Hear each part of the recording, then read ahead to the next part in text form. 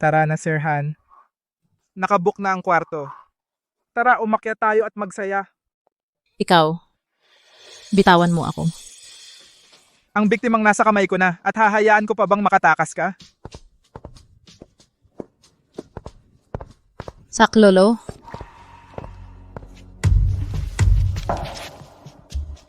Bitawan mo siya. Ikaw, isang tagalinis lang. At makikialam ka sa mga gawain ko. Gusto mo nang mamatay, hindi mo man lang inalam ang palayaw kong dragong ilog. Dragong ilog. Master Wei, Ginoo, isang taong tulad ninyo na may mataas na katayuan. Bakit kailangan ninyong gipitin ang isang babae? Mas mabuti pang bitawan ninyo siya. Bitawan mo. Sino ka para turuan ako? Sige. Yung binti niya, baliin ninyo. Bali ang binti. Pagkatapos ipaluhod siya dito. Hanggang sa mag-umaga. Tara na, maganda. Mahalaga ang bawat sandali ng gabi.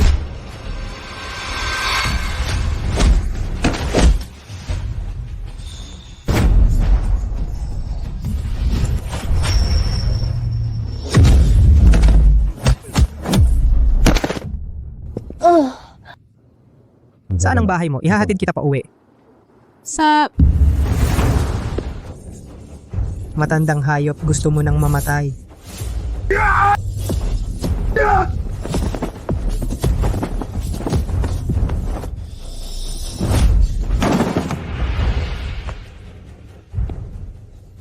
Kayo dyan, ano pang hinihintay ninyo? Sabay-sabay tirahin ninyo siya.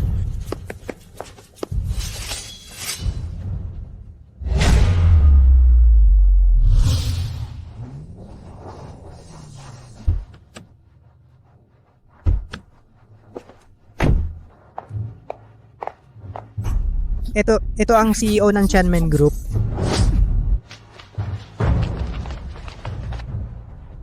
Bati sa Dragonhead. Bati sa Dragonhead. Hindi ba sinabi ko na, kung walang importante wag mo akong istorbohin, ano na namang nangyari?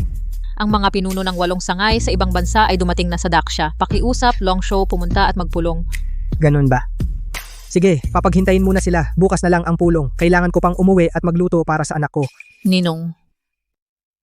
Ito, Hindi maipaliwanag sa ilang salita lang, ikaw na ang mag-ayos.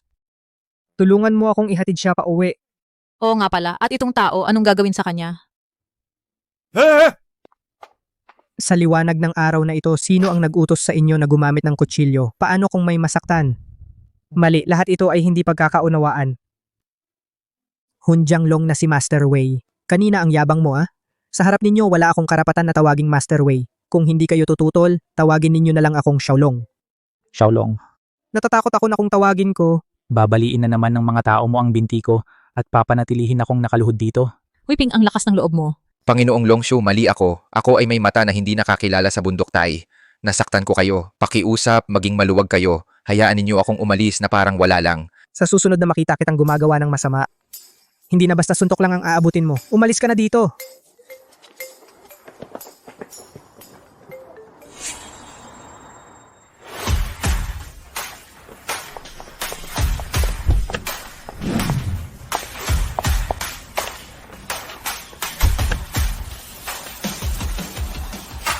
Tay,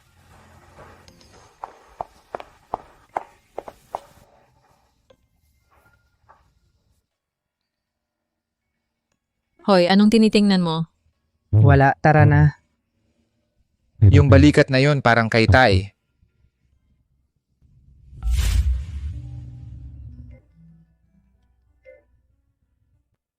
Uy anak, Tay, may nakita akong tao sa daan kanina. Ang likod niya parang kayo. tiyak na mali ang tingin mo. Gabi na ngayon, sino pa ang naglalakwatsa sa labas? Huwag kang magtagal sa labas. Tandaan mong umuwi ng maaga. Ihahatid ko na si Yaw Yaw pa uwi. Sige, wala na. Okay na. Mag-ingat ka sa daan. Sandali, Tay, may isa pa. Ikaw, mga nagdaang taon, lagi kang single. Dapat nang maghanap ng kasama. Sa dating site, may nakita akong babae para sa'yo. Pumunta ka bukas para sa date. Date? Nagba-blind date ka pa. Ang kulit ng batang to, nagloloko talaga. Sa tingin ko, ang binata ay may mabuting intensyon. Mabuting intensyon? Kung mapadali lang niya ang trabaho ko, magaling na yon para sa akin. Hanggang kailan ninyo itatago sa binata? Bago pumanaw si Wanyi, nangako ako sa kanya. Napalakihin si Xiao Hao upang maging matagumpay. Ngayon, lumalakas ng husto ang kapangyarihan ng Tianmen. Si Xiao Hao ay hindi pa sapat na mature. Hindi man lang niya makilala ang tunay na mukha ng mga nasa paligid niya. Hayaan muna natin sa ibang pagkakataon. Upang palakihin ang binata? Talagang pinaghirapan niyo. Tama.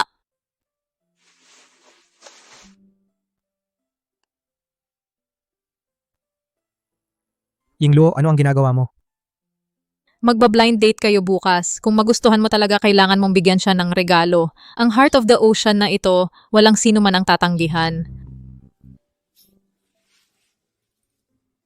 Pati ikaw, naglolo ko na rin.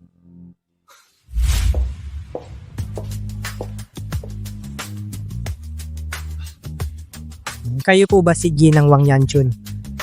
Ako nga. Kaya't diretsuhin na natin para pakasalan ako, kailangan mong maghanda ng 900 na may 9,000 bilang dote. Sige, magpatuloy ka. Malapit nang magpakasal ang anak ko. Kailangan mo rin siyang bilhan ng isang villa. Tungkol sa kotse, hindi naman kailangang sobrang mahal. Bumili ka na lang ng kotse na halos 500,000 hanggang 600,000. At ano pa? Kami mga babae ay kailangan ding magpa-beauty treatment, bumili ng mga bag at iba pa. Ganito na lang, bigyan mo pa ako ng 20,000 bawat buwan bilang allowance. Kung matugunan mo ang mga ito, maaari akong magtiis na makasama ka. Ano, sa tingin mo may problema? Sa tingin ko, hindi ka naman talaga nagba-blind date. Hindi ako nagba-blind date. Ano gagawin ko rito? Walang kwenta. Hindi naman ako pagong sa wishing well. Magkakaroon ba ng epekto ang paghiling mo sa akin? Anong paghiling ang mga hinihingi kong ito, hindi ba makatuwiran? Siya yun. Nagtataka lang ako, ang mga hinihingi mong ito, ano naman ang iyong mga kondisyon? Ako ay isang full-time housewife, pero ang anak ko ay nasa Pangkat Santos bilang sales manager. Iyon ang pinakamalaking kumpanya sa Nan Province. Malaki ang magiging kinabukasan. Kung sino man ang magpakasal sa akin, makikinabang din. Muntik nang makalimutang itanong, ano ang trabaho mo? Magkano ang kita mo? Malulungkot ka. Ako'y isang utility. Kumikita ako ng 3,000 hanggang 4,000 bawat buwan. 3,000 hanggang 4,000 lang? Mas malaki pa kita ng pulubi kaysa sayo. Isang malaking lalaki? Bakit ganito ka walang kwenta? Isang dukhang tao may kapal pa ng mukha na mag-blind date sa akin? Sayang ang oras. Chairman, nalaman kung sino ang nagligtas sa inyo kagabi. Chen Jixing ang pangalan niya, 45 taong gulang, nakatira sa Xingfuli compound. Kailangan bang maghanda ng pasasalamat? Hindi na. Ako mismo ang magbibigay sa kanya ng malaking regalo. Ano bang sinasabi mo? Linisan mo ang bibig mo. Nagmumura ako sa'yo ikaw mahirap, bawal bang sabihin? 3 o 4,000. Hindi man lang sapat para bilhan ako ng bag. Tingnan ninyo lahat, isang taong napakahirap. Bakit may kapal siyang mag-date? Kung ayaw mo sa akin, pwede kang umalis. Hindi na kailangan mang insulto dito. Insultuhin ka, pinapansin lang kita. Isang matandang binata na mahirap na gaya mo. Sinong babaeng bulag ang makakapansin sa'yo? Sinong nagsabing wala? Hindi ba nandito ako? Saan ka naman galing? Kukunin ko ang date mo. Itong matandang binata na walang kwenta, kaya mo siyang halikan? Sa tingin ko, gutom ka na talaga. Linisan mo ang bibig mo. Huwag mo akong pilitin na sampalin ka. Akala mo ba natatakot ako? Subukan mo kung kaya mo. Sinaktan mo ako? Kaya mo akong saktan? Kung hindi ka titigil sa pagsasalita ng bastos, sasaktan pa kita. Tapos ka na, alam mo ba kung sino ang anak ko? Siya ang tagapamahala ng benta ng Pangkat Starlight. Sa isang iglap makakahanap siya ng tao para patayin ka. Starlight Group, maghihintay ako. Anak, pasok ka dali. Ang nanay mo inaapi nila ako. Sinong may gusto ng gulo? Bakit nila ginaganyan ang nanay ko? Anak, silang dalawa yan? Oh, kayo lang pala. Isang matandang walang alam sa kahihinatnan. Isang may bahay na may ganda pa. Medyo pamilyar. Pamilyar? Di ibuka mo ang iyong mga mata. Tingnan mong mabuti kung sino ako. Wala akong pakialam kung sino ka. Gumawa ka ng masama sa nanay ko, hindi ko kayo patatawarin.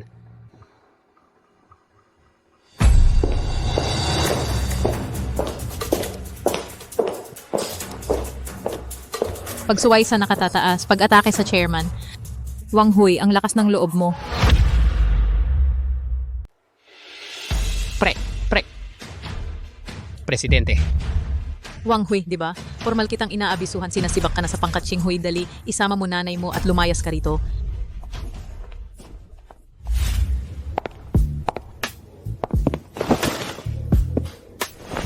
Lao Chen, ipakilala na lang natin ang isa't isa. Ako si Han Yunshi. Salamat sa pagtulong mo kagabi. Walang anuman. Lao Chen, sigurado namang hindi ka magagalit na sinira ko ang blind date mo, di ba? Kung magagalit ka man. Ang blind date na yan, kaya ko naman siyang gampanan. Nagbibiro ka ba? Lao Chen, seryoso ako. Hindi ko maintindihan. Ano bang pakay mo? Tagalinis lang ako sa hotel, ilang libong piso lang ang kita. Talagang nasa pinakamababang antas ng lipunan. Ang gusto ko ay ang ugali at pagkatao mo. Kung magkano ang kita mo, wala akong pakialam. Napakayaman ko na. Sige, mayaman ka, bahala ka, pero mas matanda ka sa akin ng sobra. Hindi ba yan bastos? Ano bang masama sa matanda? Mas marunong mag-alaga ang mas matanda. Iyan ang tama. Kung ganyan ka. Kailangan kong gamitin ang trump card ko. Sa totoo lang, may anak pa akong lalaki. 20 anyos na. Libreng anak, hindi ba yan dobling saya? May sasabihin ka pa ba? Wala na. Sige, sumama ka sa akin. Magpakasal tayo, syempre. Sandali lang, hinga muna ako. Kung gusto mo talagang ituloy to, may sasabihin ako sa'yo. Magpapatupad ka ba ng mga patakaran? Sige, sabihin mo. Una, wala akong kinalaman sa pera at kumpanya mo. Ayokong makinabang sa'yo. Sige, karapat dapat kang lalaki, may prinsipyo. Pangalawa, sana magrespeto tayo sa isa't isa. Ang ilan sa mga bagay ko sana hindi ka makialam. Ano pa? Pangatlo, lumaki ang anak ko na walang pagmamahal ng ina. Pagdating sa bahay, kailangan mong ituring siyang sarili mong anak. Sige, papayag ako sa lahat. Pwede na ba tayong magpakasal?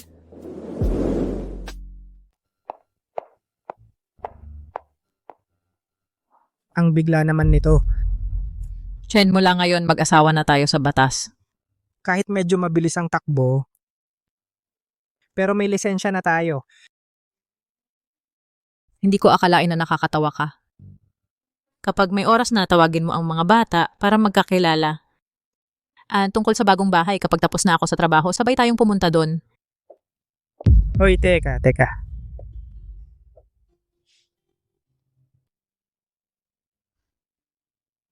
Ito ay para sa akin?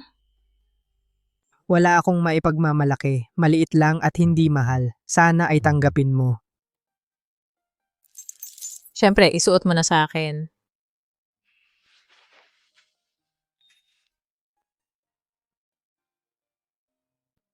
Maganda ba?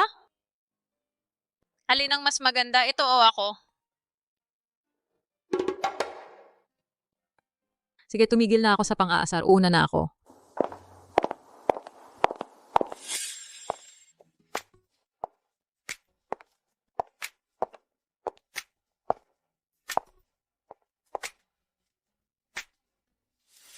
Ninong, malayo na siya. Nakatingin ka pa? Teka, huwag. Yinglo, sabihin mo. Alam na ba ni Han Yunshi ang aking pagkatao? Imposible iyan. Ang iyong pagkatao ay ultra sekreto. Kung gayon, bakit niya ako nagustuhan? Hindi kaya ito ay kwento ng isang magandang CEO na umibig sa akin? Iniligtas mo ang isang dilag kaya nakuha mo ang kanyang puso. Tama na.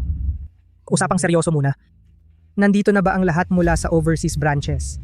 Nandito na lahat, hinihintay ka na. Oo, si Wei Ping, ang dragon ng ilog kagabi, gusto niyang mag-ayos ng salo-salo sa Tianmen Hotel para humingi ng tawad sa'yo. Yung maliit na dragon? Wala akong oras para sa kanya. Chairman, sabi mo magbibigay ka ng malaking regalo. Paano ka natuloy na naging regalo? Ano ang alam mo? Ang isang tulad ni Chen, mature at stable at kaakit-akit, saan ka makakahanap ng ganyan? Iyan ay dahil sa pag-ibig, bulag ang tingin. Oo nga pala, Chairman, may balita lang ako. Ang kasintahan ng anak ni Chen Jixing ay nagtatrabaho sa ating grupo.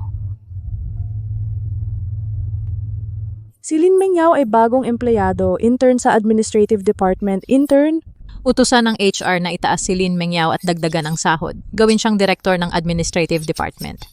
Ngunit Chairman, siya ay isang intern lang, mahirap para sa kanya ang posisyong iyan. Ito ang unang regalo ko para sa aking Chen. Unang regalo. Kahit kulang ang kakayahan ni Lin Mengyao, maaari siyang sanayin ng dahan-dahan. Mamaya, magiging pamilya na tayo.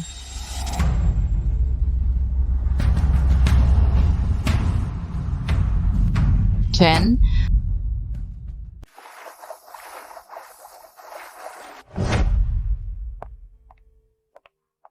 Mangmang at Lily, dumating na kayo.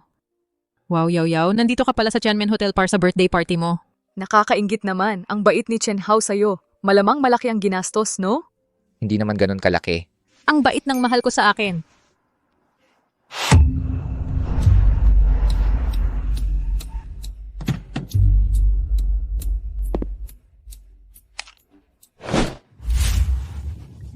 Dumating na si Xiao Xiao. Hindi naman kayo naghintay ng matagal, di ba? Utang namin ito kay Xiao Xiao. Kung hindi dahil kay Xiao Xiao, kahit maraming pera, hindi makakapag-book ng VIP room sa Tianmen Hotel. Kaya magpasalamat kayo sa kanya. Salamat, Xiao Xiao. Hay, hindi naman yun malaking bagay. Pinatabi ko lang si tatay ko at naayos na ang lahat. Oo nga pala, Yao, kapag tapos na si tatay ko, pupunta rin siya rito. Kailangan ko ng personal na magpasalamat kay Tito Xiao. Talagang magaling si Xiao Xiao. Dahil sa kanyang galing at sa kanyang magandang pamilya. Syempre naman, Si Xiao Xiao ay kaedad lang natin. Siya na ang pinakabatang katulong na tagapamahala ng Xinghui Group. Sa nakaraang taon, maganda naman ang ginawa ninyo. Natugunan ninyo ang aking inaasahan. dahil sa sinabi mo Ninong, kahit gaano kahirap at kapagod, sulit na sulit. Oo nga pala, simula ngayon Tianmen magpapalakas ng kanilang mga programa sa charity. Magbibigay ng 5% ng taunang kita para bumuo ng isang charity foundation. Tatay.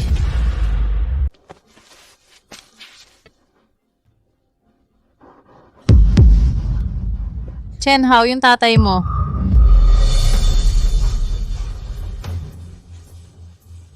Chen Hao, yung tatay mo. Mga minamahal na panauhin. Doon ang paradahan. Ingat sa pag-alis. Ah, sige, wag na maghatid.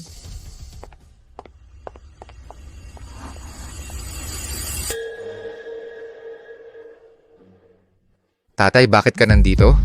Sobrang sikat ng negosyo dito. Kulang ng tauhan. Kumukuha ng server na arawan. 300 piso isang araw. Nandito rin si Yao Yao.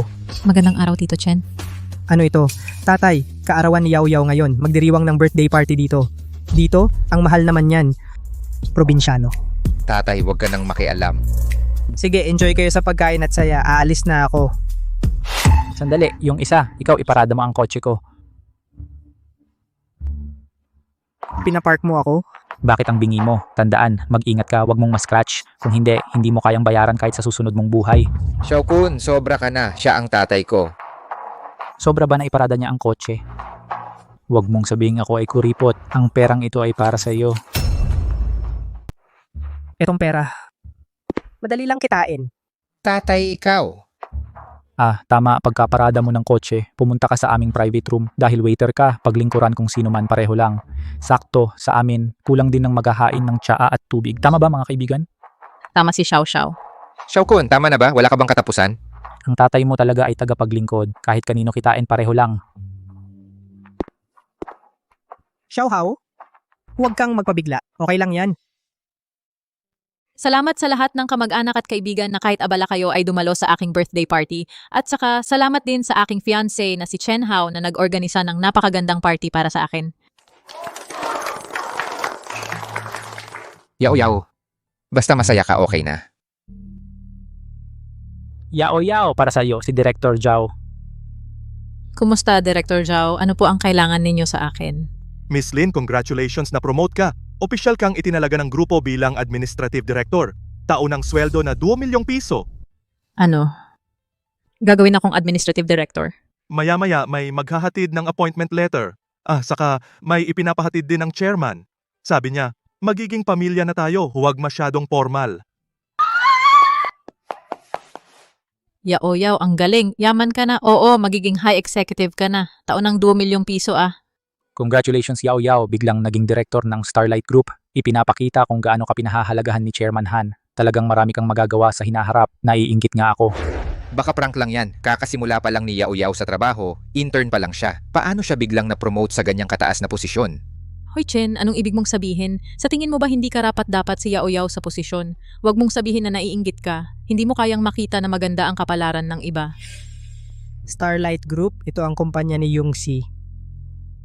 Bigyan agad ng direktor, si Yun Si ay talagang mapagbigay. Sandali, kailangan kong huminga. Masyadong biglaan ang pangyayari. Ako ang fiancé ni Yao. Mas masaya ako kaysa kanino man sa kanyang promotion at salary increase. Pero ang bagay na ito ay may kakaiba. Tama na, Chen Hao. Ito ay personal na sinabi ni Director Zhao. Pwede bang peke? O baka naman sa tingin mo ba wala akong kakayahan? Yaoyaw, makinig ka, ipapaliwanag ko. Wala akong ibang ibig sabihin. Ayaw kong makinig, huwag mo nang sabihin. Ang ilang tao halatang wala namang kakayahan pero ayaw nilang makita ang iba na magaling. Nakakasira ng saya. Nakikita si Yaoyaw na nagiging matagumpay, yung mga mahihirap na kumikita ng ilang libo sa isang buwan. Hindi kaya nakakaramdam sila ng banta. Huwag na nating pansinin ang mga nakakasira ng saya. Ngayon ay malaking araw ni Yaoyaw. Sa tingin ko, dapat magkaroon tayo ng masasayang palatuntunan para magdiwang ng maayos. Oy, ikaw, halika rito. Ako. Kung tawagin ka, pumunta ka na lang. Bakit ang dami mo pang sinasabi?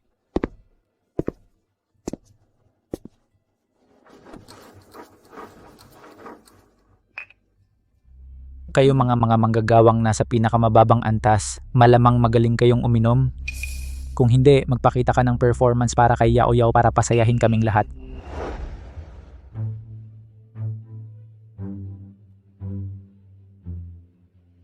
Uminom. Xiaokun, bakit mo pinaiinom ang tatay ko at magpakita pa ng performance? Ano ba ang tingin mo sa tatay ko? Siya, Haha. hindi ba't nandito siya para serbisyuhan tayo? Kung hindi, sa kanyang katayuan, anong karapatan niyang manatili rito? Ikaw, Oy, anak, wag. Yaoyaw, pigilan mo na sila. Huwag na silang magulo. Gulo. Sa tingin ko, mukhang maganda ang mungkahin ni Xiao Xiao. Yaoyaw. Bakit pati ikaw? Hindi ko sinabing libre ang inom niya, ganito na lang. Mag-alay siya ng toast kay Yaoyaw. Bibigyan ko ng 1,000 tas kung mauubos niya ang lahat ng inumin. Ito ay magiging kanya na lahat. Mag-alay pa ng toast, Yaoyaw. Ang tatay ko ay nakatatanda sa iyo. Talaga bang tatanggapin mo na siya ang mag-alay sa iyo? Malapit na akong maging director ng grupo. Ano naman kung painumin niya ako?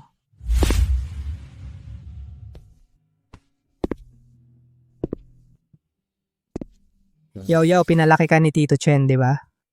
Gusto lang ni Tito Chen siguraduhin kung talaga mong gusto siyang mag-alay sa'yo.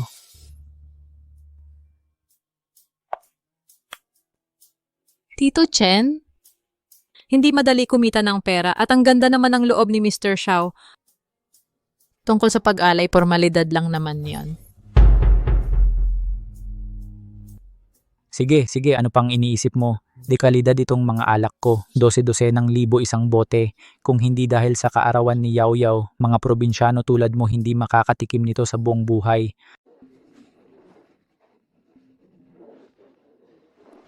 Uy, Chen, tapos na ako dito. Nasaan ka?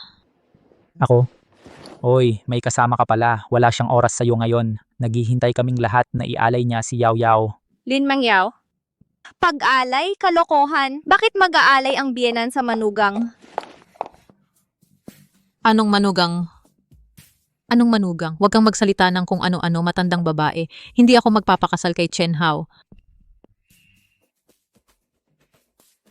Bawat inumin ng matandang ito, bibigyan ko siya ng 1,000. Dahil kabit ka ng matanda, sumama ka na rin at ialay si Yaoyaw. Kumita ka ng pera, walang masama. Hahaha. Sige. Pupunta na ako. Matandang babae? Tinawag mo akong matandang babae. At papainumin mo pa ako sa boses. Parang si Xiaokun mula sa HR ng grupo natin. Xiaokun, Lin Mengyaw. Kayong dalawa. Kunin ang mga handog. Tara na.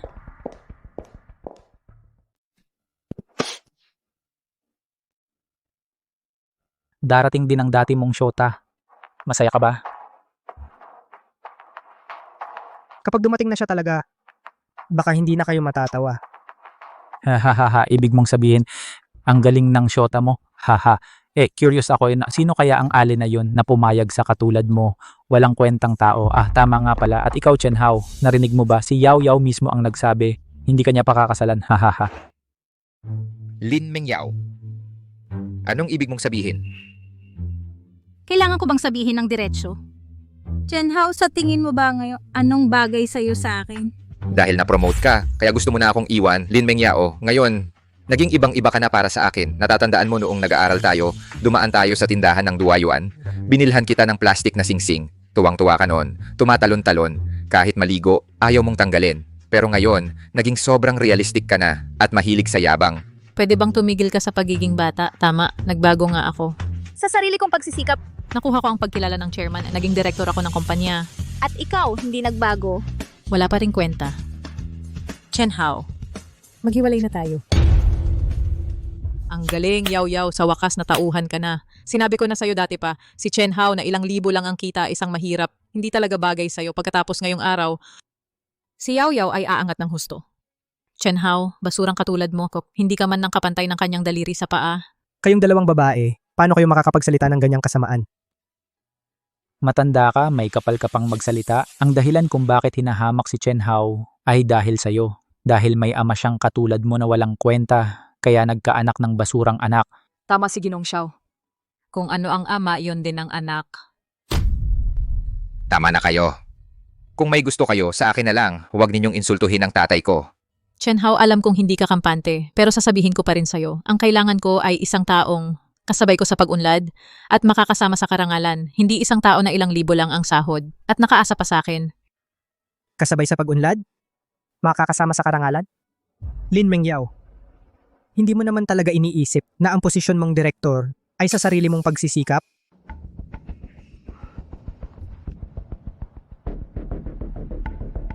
Xiaokun, Lin Mengyao, curious ako, kaya ba ninyong tiisin ang galit ng matandang babaeng ito? Hindi ako naging direktor dahil sa sarili ko lang. Dahil ba sa'yo? Hindi na mahalaga kung kanino. Ang mahalaga ay mawawala sa'yo ang lahat ng ito. Walang katuturan. Anak, minsan makita ang tunay na ugali ng isang tao ay hindi naman masamang bagay. Tay, tama ka. Ang sisi ko lang, bulag ako at hindi nakakita ng totoo. Hindi ko agad nakilala ang kanyang tunay na kulay. Ngayon mo man lang malaman, hindi pa huli. Lin Mengyao, kailangan pa kitang pasalamatan. Salamat sa masigla mong pagbibigay ng leksyon sa aking anak. Anak, ang isang lalaki na gustong maging tunay na mature, ito'y isang kinakailangang yugto. Ikaw pa ang nagtuturo sa anak mo, anak na pinalaki ng walang kwenta pa rin. Hahaha. Tay, naiintindihan ko na ang lahat ng sinabi mo. Umalis na tayo. Gusto umalis? Hindi ganun kadali. Nakalimutan ba ninyo ang isang bagay? Ano pa ba ang gusto ninyo? Hindi pa ninyo ako naiinuman at gusto na umalis? Kaya ba ninyong umalis? Ganyan kayo. Medyo sobra na kayo? Oo, inaapi namin kayo. Ano ngayon? Kasi kayong dalawa matanda at bata. Lahat kayo walang kwentang tao, hindi kayang tumayo. Sasabihin ko na ngayon, kung hindi ninyo inumin ang mga ito, hindi kayo makakalabas dito kahit isang hakbang. Si Yaw Yaw ang nagpapainom sa inyo. Sundin ninyo na lang. Huwag ninyo akong pilitin na basagin ng mga ngipin ninyo at puwersahang painumin kayo. Tay, ako na lang ang iinom nito. Kung gusto mong uminom, sasamahan kita, tay. Anak, tandaan mo. Ang pansamantalang pagkatalo ay wala lang. Huwag mo masyadong isipin. Tay, wala akong silbi. Hindi ko man lang kayo maprotektahan. Tara. Hahaha. Talagang masunurin at mabuting aso kayo. Ang perang ito ay bigay ko sa inyo. Hahaha.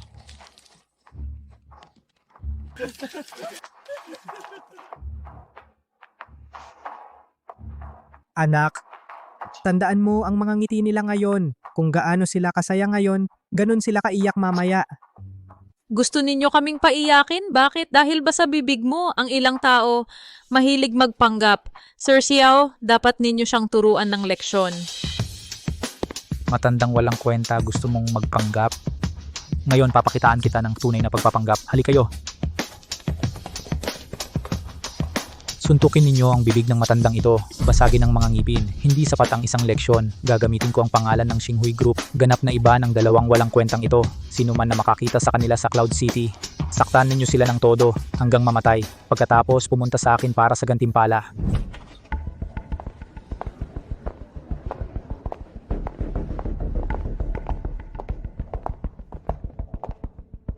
Iban sila sa ngalan ng Xinghui Group. Xiaokun, may karapatan ka ba?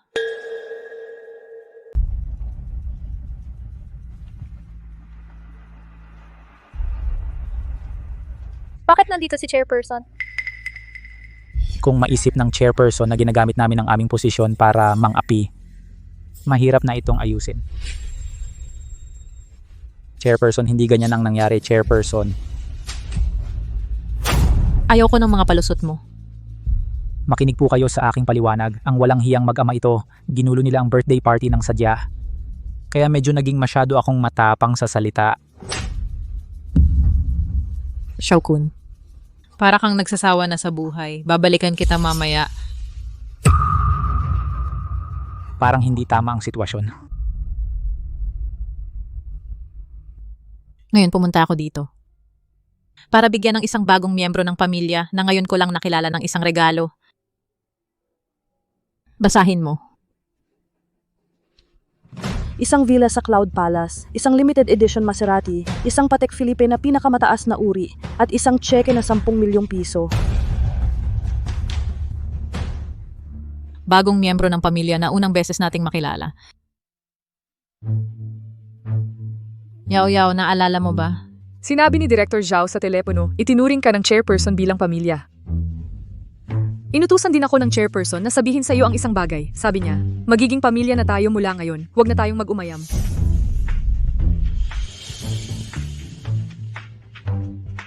Yaw mula sa pagiging intern, bigla kang naging direktor ng grupo at binigyan ka ng chairperson ng malaking regalong ito. Ipinapakita nito na itinuturing kanyang tagapagmana ng kumpanya.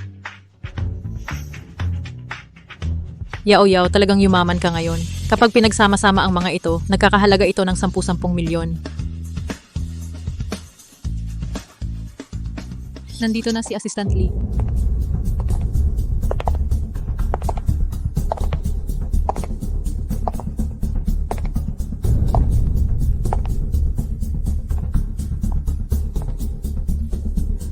Anong karapatan ko?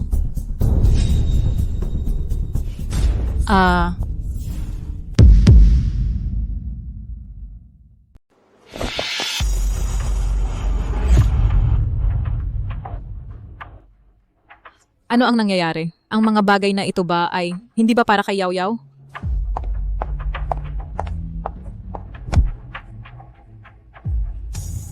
Ginong Chen, mangyaring tanggapin po.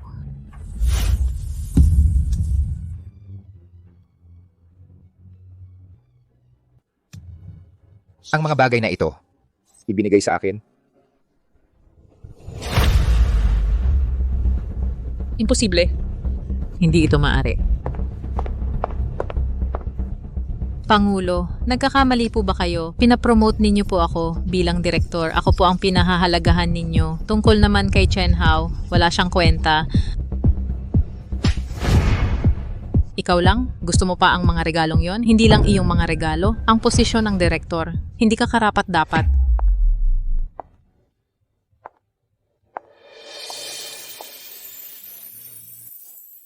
Xiao Hao. Unang pagkikita, hindi ko alam kung ano ang gusto mo. Pumili lang ako ng kung ano-ano. Nasiyahan ka ba sa mga regalong ito? Parang hindi tayo magkakilala. Bakit mo ako bibigyan ng regalo?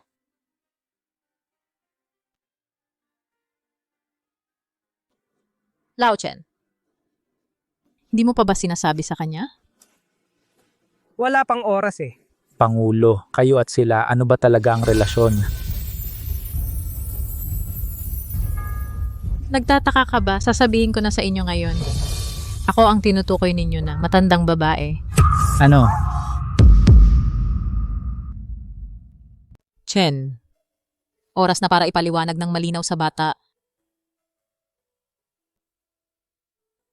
Papa. Ano to? Pilyo. Halika dito agad. Ito si Ma'am Han.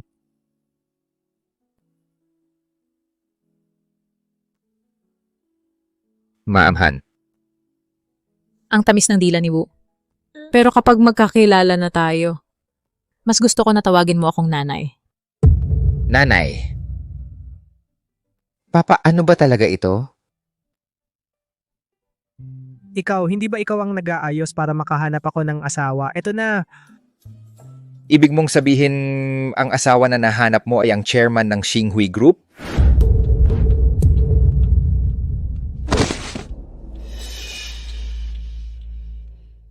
Anong katangahan ang nagawa ko?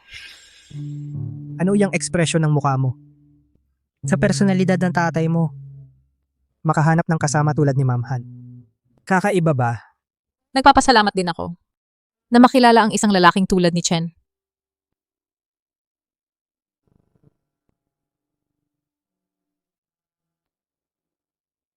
Siya nga pala yun, si sobrang mahal ng mga ito. Dapat mong ibalik ang mga ito. Huwag kang masyadong formal. Munting regalo lang ito para sa pagkikita natin. Nakalimutan mo na ba ang ating kasunduan?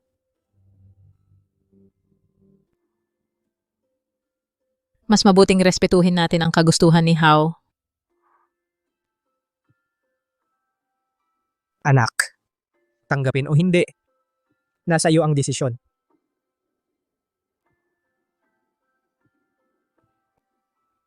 Ma'am Han, salamat sa kabutihan ninyo. Pero bata pa ako, may mga kamay at paa naman ako. Kumpara sa regalo ninyo, mas gusto kong sa sarili kong pagsisikap kitain ang mga bagay na ito. Lumabas na kayong lahat.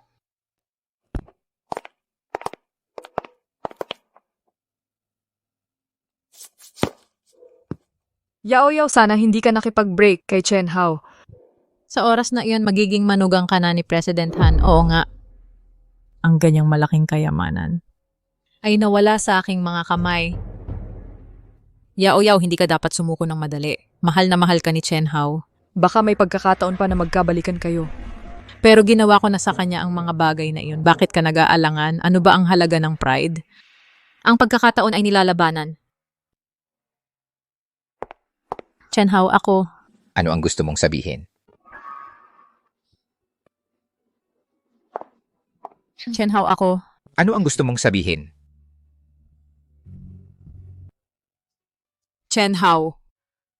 Bigla kong naramdaman na ang aming 5 taong relasyon, 5 taong pagsasama, 5 taong araw-araw na pagiging magkasama ay hindi dapat magtapos ng basta-basta. Pwede mo ba akong patawarin kahit isang beses, Chen Hao? Alam kong mali ako. Pangako mo sa akin, huwag na tayong maghiwalay, okay? Ang alipin na ito ay talagang madaling kontrolin. Chen Hao. Sa pagkakataong ito, pinahiya mo ako, babalik ako sa iyo ng doble. Lin Mengyao, huwag mo akong hawakan ng marumi mong kamay. Chen Hao, ikaw... Gumugol ako ng 5 taon. Wala pa ring pinalambot ang iyong puso. Nang magkaroon ka ng kapangyarihan, pinalayas mo ako. At ginawa mong kahiyahiya ang aking tatay. Sa tingin mo ba patatawarin kita? Nagsorry naman ako ng tapat eh. Hindi mo pa rin ako pinatawad. Ano ba talaga ang gusto mo? Kumpara sa pagpapanggap mo ngayon, mas gusto ko ang supladong mukha mo kanina. Chen Hao, dahil sa ating nakaraan, magkaayos na tayo. Pangako ko, dodoblehin kong tratuhin kang mabuti sa hinaharap. Magkaayos? Mas mabuti pang huwag na lang. Hindi ko kayang abuting ang tulad mo. Director Lin. Chen Hao, gusto mo ba talagang sirain ako? Ito ay sarili mong gawa.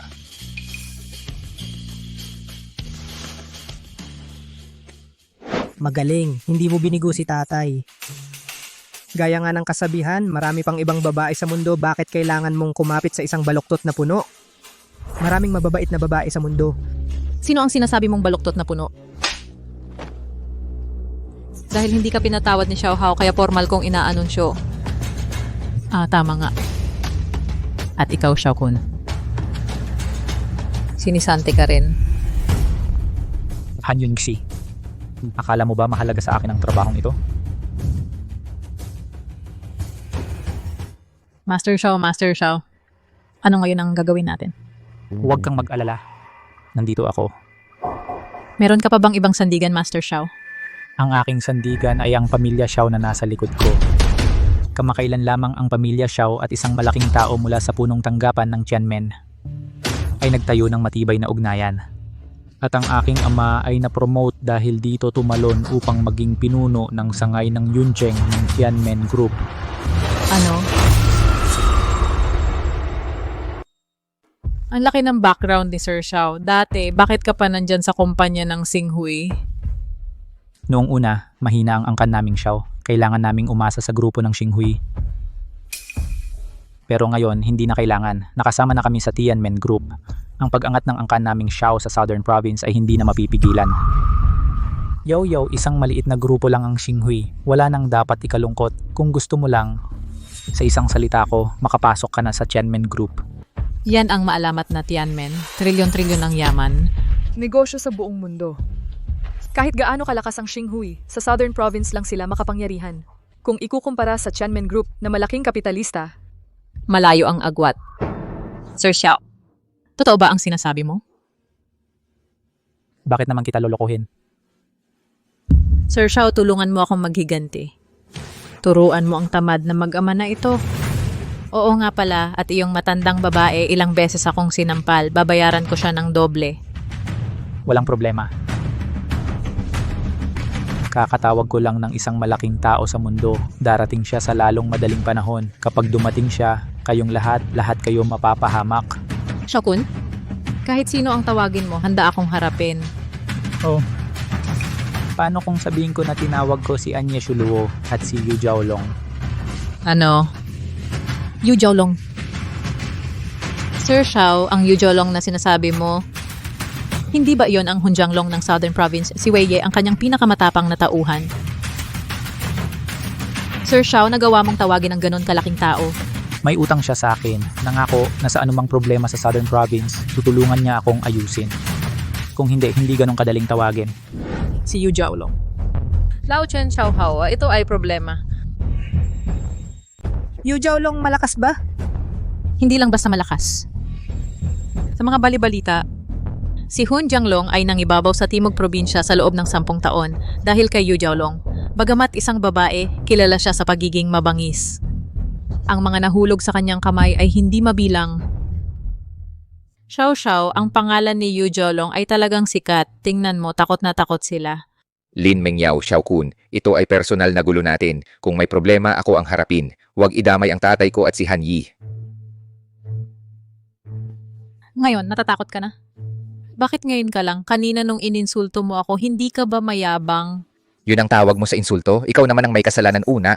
Yaw, huwag na silang pansinin. Ilang minuto na lang, darating na si Yu Jiaolong. Malapit na nilang maranasan kung ano ang tunay na bangis. Salamat, Xiao Xiao. Kung gusto mo talagang magpasalamat, alam mo na.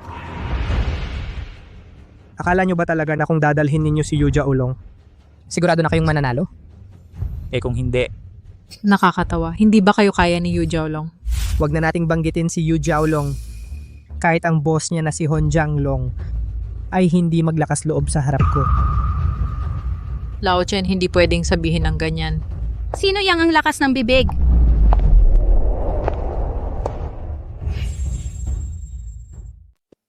dumating na po kayo. Kailangan ko ang iyong tulong sa pagkakataong ito. Mamaya ay maghahanda ako ng isang salo-salo para pasalamatan ka ng husto. Xiao, buti na lang tinawag mo ako kung hindi ko malalaman na may isa pala dito na nangahas mang insulto sa aking amo. Isang mapangahas na tao.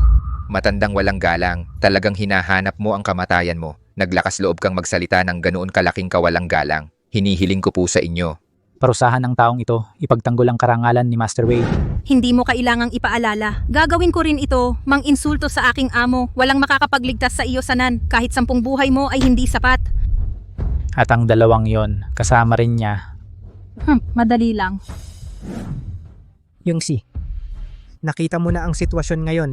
Baka may mamatay. Ang bagay na ito, wala naman itong masyadong kinalaman sa iyo. Kung aalis ka ngayon, baka makakaalis ka pa ng ligtas. Lao Chen, ano ba ang sinasabi mo? Tita Han, tama ang sinabi ng tatay ko. Kayong isa ay asawa ko at isa ay anak ko. Paano ko kayo pababayaan? Ngayon, basta nandito ako, hindi ko hahayaan ang sino man nasaktan kayong mag-ama. Uy, nakakataba ng puso, Han Yongxi. Ikaw ay isang negosyante lang.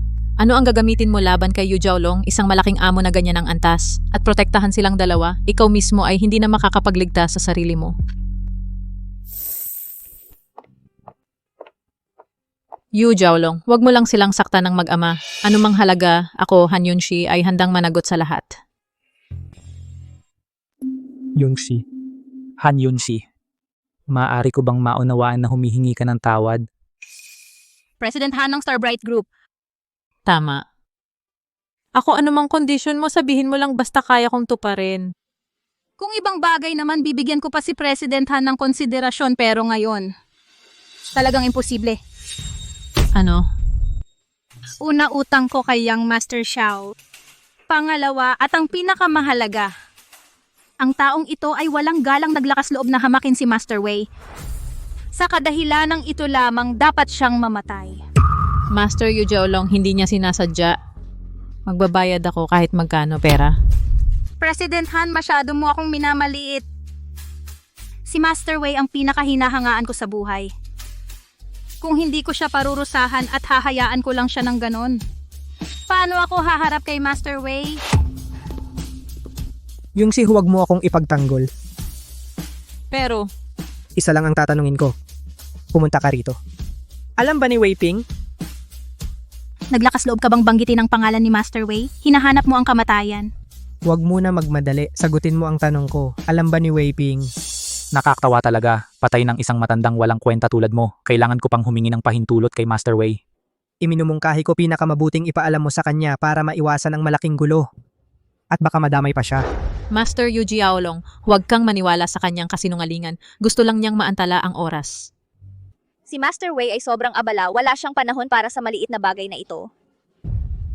Kung malaman ni Master Wei ang mga nangyari dito ang kahihinatnan mo, malamang mas malala pa. Talaga? Sige, tatanungin ko kung may lakas ba siya ng loob at tatanungin ko rin kung paano niya tinuruan ang mga tauhan niya. Papuntahin si Wei Ping dito, may 3 minuto siya. Kung hindi siya dumating sa oras kung Jianglong papatalsik mula sa Southern Province. Presidente Cheng, maaari bang bigyan ako ng pagkakataon? Hayaan akong harapang humingi ng tawad kay Longshu. Gusto mong makita si Longshu? Nanaginip ka ba? Sige, naiintindihan ko. Pumayag na si Longshu na makipagkita sa'yo. Ano? Inutusan ni Longshu may 3 minuto lang. Kung hindi ka dumating sa oras lalawigan ng timog, mawawala na ang pangalang Hun Jianglong. Makinig kayong lahat gaano ito kawalang katwiran at gusto pa niyang tawagin si Ginoong Wei. Kapag dumating siya kung ito ay walang katwiran, hindi na kailangang sabihin. Naglalaro pa rin ng pananakot, Chen Jixing. Akala mo ba maniniwala kami na matatawagan mo si Ginoong Wei? Kung matawagan niya si Ginoong Wei, kakain ako ng tae ng live 1 kilo. Lao Cheng, ano ito? Paano mo matawagan si Hun Jianglong? Kung talagang darating siya, hindi ba mas masama? Kagabi, para iligtas mo ako, nasaktan mo na siya minsan.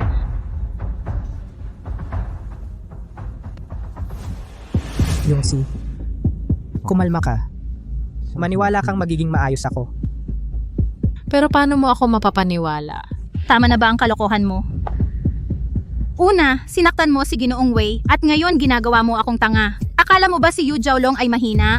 Payo ko sa iyo. Maghintay ng matiyaga. Maghintay. Hindi ako makapaghintay kahit 1 segundo. Gusto ko lang mabilis patayin ka, matandang hayop. Pumunta ka at kunin ang security team ng grupo, dalhin silang lahat dito. Oh,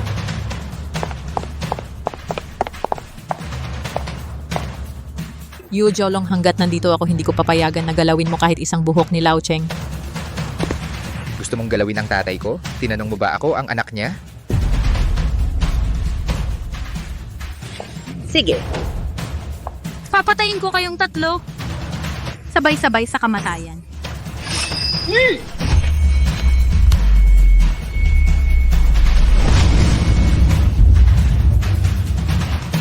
Gagawin kitang hindi makita ang araw bukas. Ano ka ba? Karapat-dapat ka ba?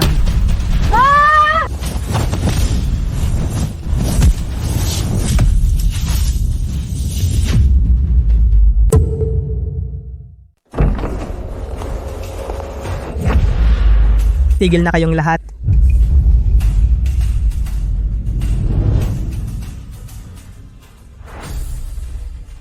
Punong dragon tila ayaw niyang magpakilala. Lao Chen, ikaw. Paano nangyari ito, Weye? Bakit kayo nandito? Talaga bang tinawag kayo niya? Tinawag ako, ako ba yung tipo na pwedeng utusan kahit kailan? Sa susunod mag-isip ka muna bago magsalita. Oo. Sinabi ko yon nang hindi nag-iisip. Patawarin ninyo ako, Weye. Buti na lang hindi siya tinawag ni Chen Jixing. Weye, bakit po kayo nandito? Maliit lang na bagay ito. Kaya kong ayusin ito. Tinatawag mo itong maliit na bagay? Halos mapatay ako dahil sa iyo. Bakit kasi inaway mo ang maling tao? Inaway mo pa ang punong dragon. Hindi ko maintindihan, amo. Ginagawa ko lang ang trabaho ko. Hindi ko alam, boss, kung bakit kayo ay galit na galit. Oo. Ginoong Wei, lahat kami ay magpapatotoo. Ito ang taong si Chen Jixing. Paulit-ulit kayong minamaliit at sinabi pa na tatawagin kayo. Si Ma'am Yuja Olong ay hindi na makatiis kaya nais niyang ipagtanggol ang inyong karangalan.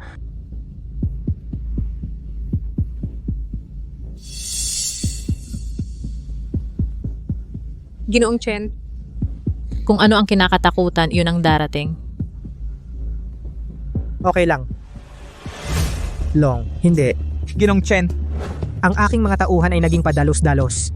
sana po ay huwag kayong magalit. Ngayon na, Ikukulong ko siya hanggang sa kayo ay masiyahan. Dapat mong disiplinahin ang iyong mga tauhan. Amo, ako.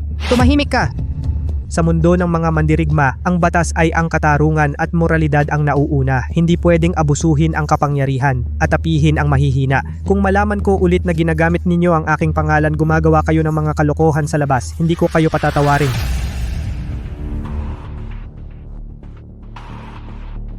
Kailan naging ganyan ang tuntunin? Ang salita ko ang batas. At kayo naman, ang mga ipinagbabawal na sandata na ito, itago ninyo lahat para sa akin.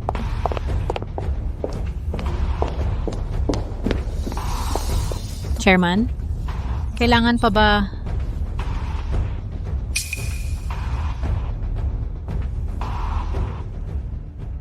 Hayaan silang maghintay muna.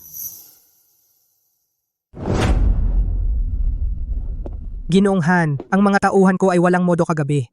Nagkaroon ng hindi pagkakaunawaan. Kasalanan ko lahat. Huwag na po ninyong isipin. Humihingi ka ba ng tawad sa akin? Yung siya talaga ang dapat humingi ng tawad sa'yo. oo. Tama si Mr. Chen. Sige, tanggap ko na ang iyong paghingi ng tawad. Ginoong Wei, ano ang gagawin ninyo? Negosyante lang si Han Yong-si at itong si Chen Jixing ay isang walang kwentang palamunin. Turuan ninyo sila ng leksyon. Palamunin. Walang kwenta. Sabay-sabay ninyo silang disiplinahin. Ginoong Xiao, ayos lang ba kayo?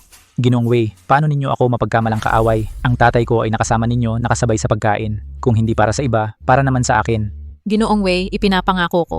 Sina Chen Hao at ang anak niya ay ordinaryong tao. Walang anumang background. Umalis ka na. Kung magsasalita ka pa, papatayin kita.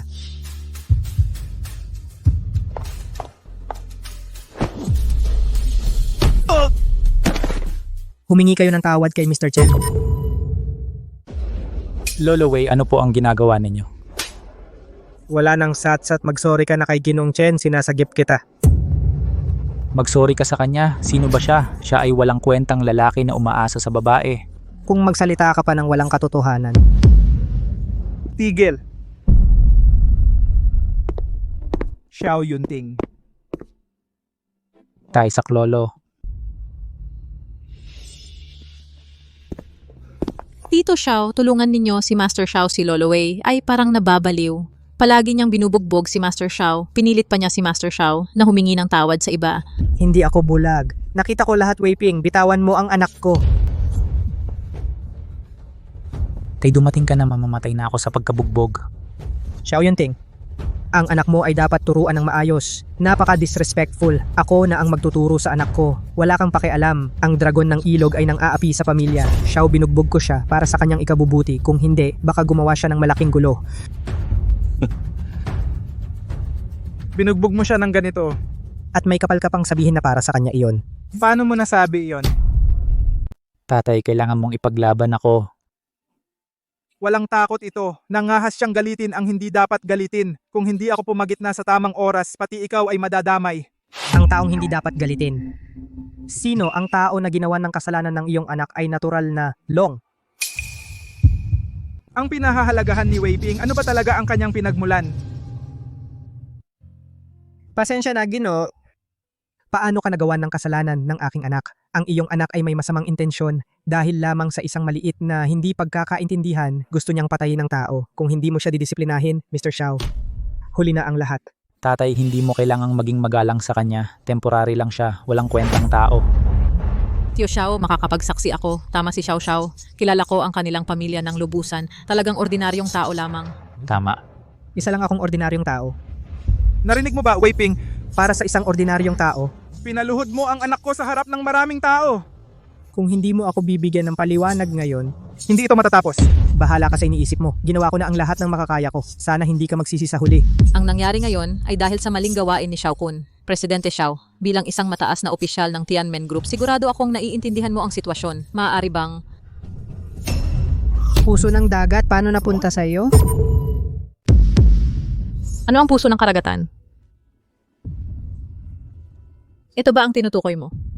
Tama. Ito ay mula sa pangkat Yamen. Gumastos kami ng $250 milyong. Ito ang napanalunan sa Sotheby's. Ito ay laging nasa pangangalaga ni Presidente Chen Yingluo. Ihahandog ito sa Panginoong Ulo ng Dragon. Chi, Xiao, hindi kaya nagkakamali ka. Noong binili ito ng presidente ng napakamahal, personal ko itong nasaksihan. Paano ako magkakamali? Sabihin mo sa akin ngayon, saan mo ito nakuha? Ito ay ibinigay sa akin ni Chen. Ang bagay na ihahandog sa ulo ng dragon. Bakit nasa kamay ni Chen Jixing? Paano mo nakuha ang puso ng karagatan? Isang maliit na bagay na hindi mahalaga, may nagbigay lang sa akin. Maliit na bagay? Ang puso ng karagatan na nagkakahalaga ng mahigit 200 milyon sa iyo ay maliit na bagay lang. Chen Jixing, tigil-tigilan mo ang pagpapanggap. Sabi mo may nagbigay sa'yo. Sino yon? Sasabihin mo bang Si Presidente Chen Yingluo ang nagbigay? Tama ang hula mo. Tatay, contract worker lang siya. Ang pinakamababang antas ng lipunan, Xiao Kun, parang basura tulad niya, Xiao Yunting. Paano siya makakarelate sa presidente? Tungkol naman sa Heart of the Ocean na ito, malamang ninakaw niya yan. Lin Mengyao. Tama, Tito Xiao. Ako at ang anak niya ay 5 taon nang magkasintahan. Ang background ng kanilang pamilya ay alam na alam ko. Hindi ko pa narinig na may kilala siyang importante, kaya ang Heart of the Ocean na ito ay tiyak na ninakaw niya. ganun ba? Kung iisipin ay medyo makatwiran din. Ang lakas ng loob niya. Ninakaw niya sa Tianmen Group natin. May mga tao na mahirap ay ayos lang pero wala silang hiya. Nakakapagnakaw pa sila. Nakakawalang galang. Tigilan niyo ang pagpaparatang, hindi magnanakaw ang tatay ko. Chen Hao. Buti na lang nakipaghiwalay ako sa'yo. Kung hindi, mapapahamak ako. Ang pagnanakaw ng mahalagang kayamanan ng Tianmen Group ay hindi maliit na kasalanan. Mamaya tingnan natin kung paano kayo makakalabas dyan. Oo nga, At si President Han. ikaw naman ay chairman ng Xinghui Group, isang kilalang tao sa Nan Province. Ang makipag-ugnayan sa isang magnanakaw na may maruming kamay, hindi ka ba nahihiya? Naniniwala ako sa karakter ni Chen. Hindi niya gagawin ng ganyan. Tiyak may ibang dahilan. Chen, kailangan mo mag-explain. Ano pang dapat i-explain? Ito ay regalo sa akin. At pinagmamalaki mong sinasabing regalo sa'yo. Sino ka ba sa tingin mo? Hindi mo naman sasabihin na ikaw ang maalamat na Dragon Head, di ba? Hindi naman imposible. Pag nanakaw ng puso ng dagat nagpapanggap bilang pinuno ng Tianmen Chen Jixing, napakalaki ng iyong tapang. Sa harap ni Ginoong Xiao na mataas na opisyal ng Tianmen Group, naglakas loob ka pang magpanggap bilang pinuno. Sa tingin ko, gusto mo nang mamatay. Kahit nalihim ang pinuno at hindi na lumalabas ng maraming taon, Hindi basta-basta ang sino man ang maaring magpanggap. ang mga sinabi mo kanina, maaari ko pang ituring na hindi sinasadya. Pero ang puso ng dagat na ito, Kung hindi mo may paliwanag kung saan galing, huwag kang magtaka kung parurusahan kita ng mabigat. Tatay, bakit mo pa siya kausapin? Dakpin na lang mga tauhan. Harangin ninyo sila. Han Yunxi, ano ang ibig sabihin nito? Ano ang ibig mong sabihin? Wala lang, sana lang ay huwag mong gipitin si Old Chen. Ninakaw niya ang mahalagang kayamanan ng Tianmen. Ginagawa ko lang ang aking tungkulin. Bago pa maimbestigahan ang bagay na ito, paano ka nangangahas na magsalita na ang puso ng dagat ay tiyak na ninakaw? Hindi ba ito halata? Han Yunxi, sa tingin ko determinado ka na kalabanin ang Tianmen Group. Kung ang Tianmen Group ay hindi makatarungan at nag-aakusa ng inosente, bakit hindi ko kayo kalabanin? Para sa isang walang kwentang tao, hindi nag-atubiling kalabanin ang Tianmen Group. Han Yunxi, tanga ka ba? O wala ka talagang utak? Sir Xiao, Sir Xiao, mali yan kung totoong tanga siya. paano niya naitatag ang Xinghui Group? Sa tingin ko malamang nababaliw na siya sa pag-iisip ng lalaki. Yunxi, Talaga bang para sa akin makikipag-away ka sa Tianmen? Sir Chen, mag-asawa tayo. Kapag may isang pumanalo, lahat mananalo. Kung babagsak ang isa, babagsak din ang isa. At saka, naniniwala akong hindi mo gagawin yun. Pwede bang makinig ka sa akin, Wei Ping? Anong kinalaman mo dito? Hindi pa tapos ang usapan natin, Xiao Yunting. Sabi mo si Mr. Chen ang nagnakaw ng puso ng karagatan? May ebidensya ka ba? Ito ay halata naman. Ano pang ebidensya? Hindi mo naman sasabihin na. Mali ang pagbintangan ko sa kanya? Hindi ko alam kung mali o tama, pero may isa akong kilala na mas nakakaalam ng katotohanan. Sinasabi mo bang Presidente Chen Yingluo tama? Bakit hindi natin siya tawagin para magdesisyon? Tatay, kalabisan na ito. Kung darating ang presidente, makita na nahanap ko ang puso ng karagatan, siguradong gagantimpalaan ako at baka itaas pa ako at dalhin ako sa punong dragon. Hindi imposible. Itong si Xiao Yunting. Anong gusto mo sa akin? Presidente, kakakuha ko lang ng balita. Si Xiao Yunting ay nagkaroon ng alitan kay Longshu at gusto pa nga niyang saktan si Longshu. Ano, tara bilis tayo pumunta doon. Teka lang, kapag dumating na si Presidente Chen Yingluo, lahat kayo ay hindi makakatakas. Lalo na ikaw, Han Yunshi, isang munting pangkat Xinghui, ay naglakas loob na sumalungat sa aking Tianmen? Maaga o huli, babayaran mo ang hangal na desisyong ito at pagsisisihan sa buong buhay. Hindi ako magsisisi. Xiao Yunting? Ang dapat magsisi habang buhay ay ikaw. Ipapayo ko sa iyo na isipin mo muna kapag dumating na si Chen Yingluo kung paano mo haharapin ang sitwasyon. Hanggang sa oras na ito, matigas pa rin ang iyong ulo. Talagang hindi ka iiyak hanggat hindi mo nakikita ang kabaong. Matandang hayop, matapang ka pa ring banggitin ang pangalan ng presidente. Sa tingin ko, ayaw mo na mabuhay, tatay. Kung ako tatanungin, hindi na dapat maghintay pa. Matagal ko nang gusto, baliin ang tuhod ng matandang ito para gumapang siyang parang aso palabas. Sa ganitong paraan lamang maaaring maunawaan ng mundo ang kahihinatnan ng pagkakasala sa aking Tianmen. Anak, maging matiisin mo na tayo. Kahit na ano. Makapagpakita sa harap ng presidente ay mabuti pa rin. Tungkol sa kanyang kahihinatnan, mas malala pa sa sinabi mo, Chen Jixing. Hindi lang ikaw pati na rin ang iyong kalaguyo na si Han Yongxi. At ang kanyang pangkat Xinghui, lahat ay masisira ng iyong hangal na aksyon, mahuhulog sa walang hanggang kapahamakan. Sa aking palagay, ang dapat na mapahamak ng tuluyan ay kayo. Matapang pa kayong magsalita ng walang takot. Matandang hayop, alam mo ba? Mayroon kaming Tianmen bilang suporta sa mundong ito, wala pang tao ang makagagalaw sa amin.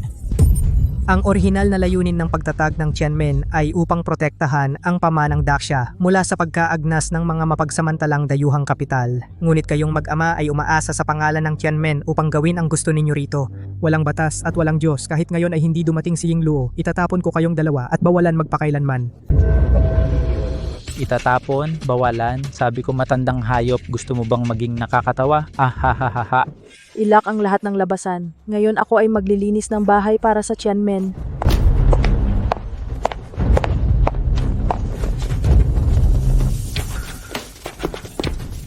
Presidente, dumating ka na sa wakas.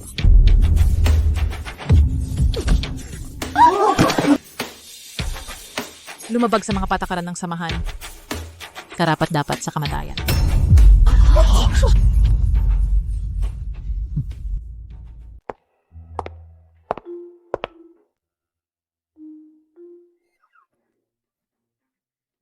Presidente, Pinasundo ko po kayo hindi para mang-asar.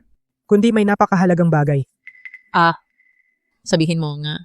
Presidente, itong taong si Chen Jixing, ninakaw niya ang puso ng karagatan. Hahabulin ko siya para kayo ni Lord Dragonhead ang humatol. Sabi mo siya ang nagnakaw? Presidente, ngayon halos sigurado na. Siya nga ang nagnakaw ng puso ng karagatan.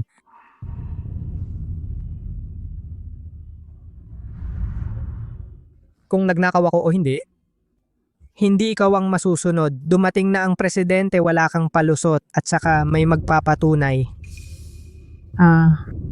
Sino ang magpapatunay? Presidente Chen, ako makakapagpatunay ako. Si Chen Jixing nga ang nagnakaw ng puso ng karagatan. Talagang masama ang ugali ng taong ito. Oo. Pwede rin kaming magpatunay. At ako rin. Presidente, napakapangahas ng taong ito. Niyuyura ka ng autoridad ng Tianmen. Huwag mo siyang palampasin.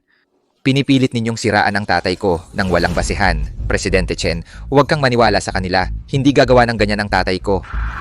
Anak, magpahinga ka.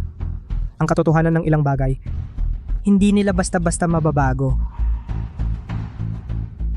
Presidente Chen, naniniwala rin ako sa pagkatao ni Chen. Sana'y imbestigahan ninyo ng mabuti, huwag kayong padala sa mga sinasabi nila.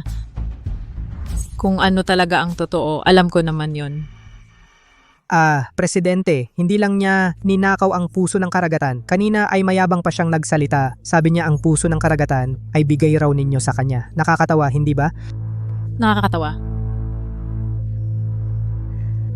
Paano kung sabihin ko sa'yo na ako mismo ang nagbigay sa kanya? Ano? Ano, imposible ito.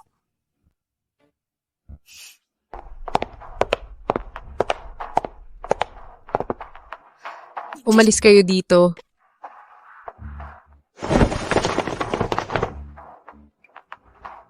Dumating ka. Pasensya na, huli ako. Paano nangyari to? Pati ang CEO ay sumusuporta sa kanya. CEO ng Tianmen Group. Personal niyang ibinigay ang puso ng karagatan. Xiao, sabihin mo, siya ba ang maalamat na iyon? Kung siya ngayon, ganito namin siya tinatrato. Siguradong patay na tayo. Ano ang gagawin natin? Xiao, humanap ka ng paraan. Wala akong magagawa. Ako rin mapapahamak. Lao Chen, ano ba talaga ang pagkatao mo? Ilahad mo. Baka matakot kami. Tay, ikaw ba talaga ang pinuno ng Tianmen?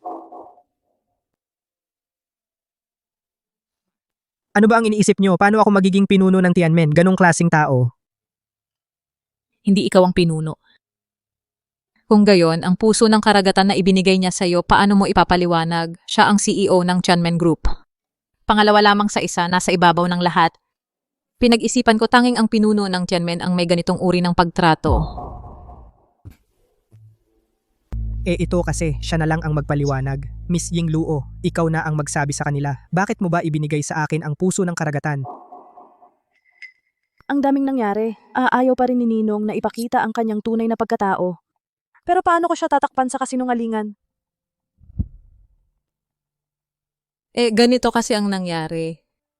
Ang ginoong ito ay service crew ng hotel. Ang serbisyo niya ay napakamaasikaso. Talagang nasiyahan ako. Kaya basta ko na lang ibinigay ang puso ng karagatan bilang tip sa kanya.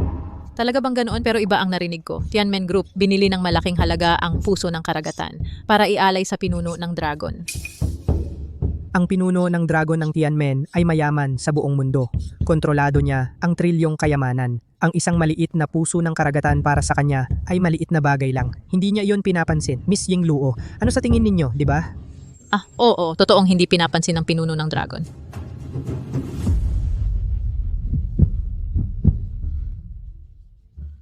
Buti na lang hindi siya ang pinuno ng dragon. Swertihin lang siguro, nakakakuha ng malaking biyaya. Nakuha niya ang puso ng karagatan ng libre. Lihim ang kinaroroonan ng pinuno ng dragon. Paano natin siya madaling makikita? Xiao Yunting, nakatanggap ako ng reklamo. Illegal mong ginamit ang pondo ng kumpanya para sa sarili mong kapakanan. May matibay na ebidensya. Takpin ninyo siya.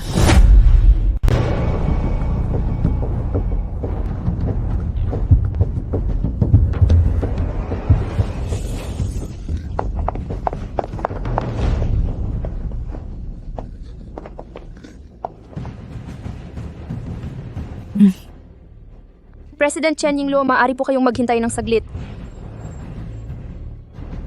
May kailangan ka pa ba?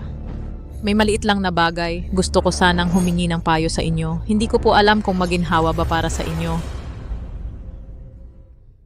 President Han, sabihin mo lang. Lahat ng masasabi ko ay sasabihin ko sa'yo. Sobrang galing. Lagi ko pong naririnig. Ang Tianmen Group bawat 10 taon ay nagdaraos ng Tianmen Investment Conference sa Daxia. Hindi ko alam kung totoo ba yon. Totoo po yan. Pagkalipas ng 3 buwan ay ang bagong investment conference. Ang dahilan kung bakit nagdaraos ang Tianmen Group ng investment conference ay upang pumili ng pinakamahusay na mga kumpanya sa Daxia. Bilang ang tanging kasosyoy ng Tianmen Group sa Daxia at bibigyan sila ng pinakamataas na suporta sa mga resources. Lao Chen, alam mo rin pala ito. Usap-usapan lang kito. Hindi ko alam kung tama ba ang sinasabi ko. Ang sinabi ni Ginoong Chen ay halos totoo. Yun si. Gusto mo rin bang sumali sa investment conference? Oo. Ang aking Xinghui Group, Sa mga nakaraang taon ay patuloy itong lumaki, ngunit lalo kong nararamdaman na ang pag-unlad ay nasa bottleneck na at nakakulong lang sa isang sulok ng Nan Province. Kung makakakuha ng suporta mula sa Tianmen Group, tiyak na mailalabas ang Xinghui Group mula sa Nan Province at maging nangungunang kumpanya sa Daxia. Talagang ambisyoso si President Han. Dito ko rin nais na batiin ka ng tagumpay. Gayunpaman kung sino ang magiging tanging kasosyo ng Tianmen, hindi ko po kayang magpasya. Kailangan pang personal na magpasya ang Dragon Head.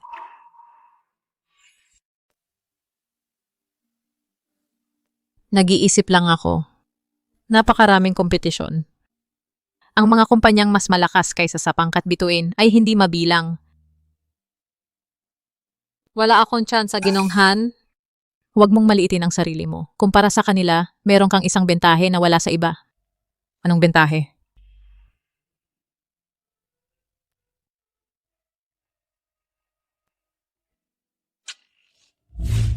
Ano ang ibig mong sabihin?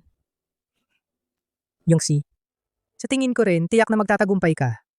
Gabi na, wag mong sayangin ang oras ng iba, di ba? Oo, Ginoong Chen. Oo, Ginoong Chen. Mauna ka na. Kita tayo sa investment conference. Chen, nakalimutan kong sabihin sa'yo. Naghahanap ako ng bagong property kaninang hapon. Doon na ang bagong bahay natin. Ang bilis naman, magsasama na tayo? O hindi? Kasal na tayo. Huwag kang magsisi, Xiaohao. Gusto mo bang sumama at tingnan? Hindi na, Ma'am Han. Baka maging third wheel ako. Sige, tara na.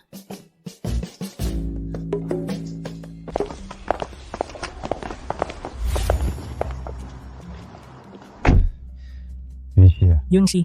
Titingin lang tayo ng bahay. Hindi naman kailangan ng ganyan kalaking grupo. Shaoli. Maglilibot lang kami ni Chen. Ihatid mo na sila pa uwi. Opo, Chairman.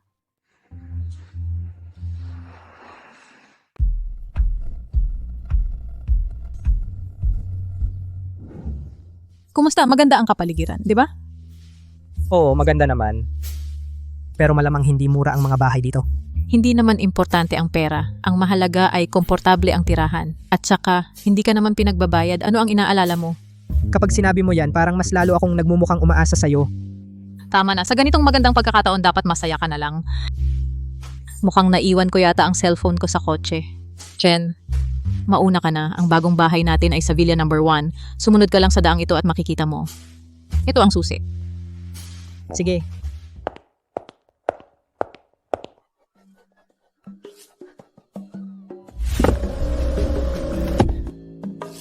Chen Jixing. Ikaw ay Zhao Guifen.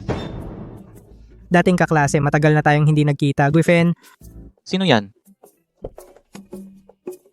Mahal, ito ang dati kong kaklase noong high school mahigit 20 taon na ang nakalipas. Noong araw sikat siya sa eskwelahan. Maraming mga babae ang lihim na may crush sa kanya. Pero ngayon, sabi nila hindi naman maganda ang lagay niya. Wala man lang siyang permanenteng trabaho. Guifen, sigurado bang galit ka pa rin sa akin dahil tinanggihan ko ang pag-amin mo? Sino ang galit? Kung hindi mo ito binanggit, nakalimutan ko na sana. Noong araw, bulag talaga ako. Ano ang silbi ng kasikatan sa eskwelahan? Pagdating sa lipunan, babalik ka rin sa dati. Oo nga pala, Chen Jixing. Anong ginagawa mo rito? Sa palagay ko, sobra naman ang mga security guard. Sa ganitong high-end na villa area, paano nila papasukin ang isang taong walang pinagkakaabalahan? Anong ibig sabihin ng taong walang pinagkakaabalahan? Dito ako nakatira.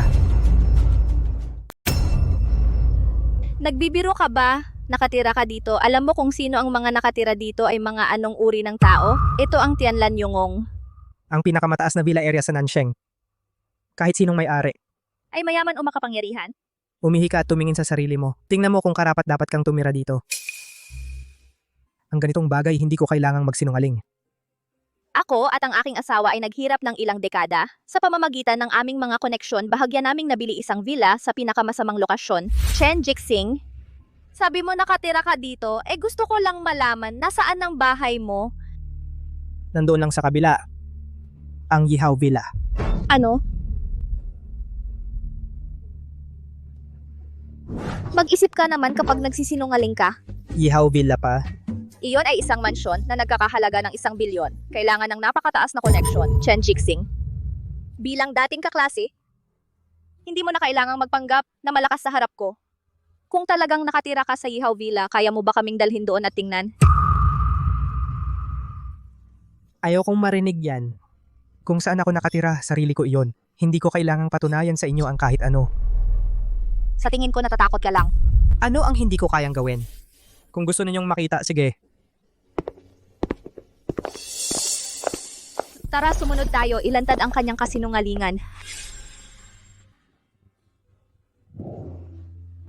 Tama ang direksyong ito. Bakit hindi pa natin nakikita?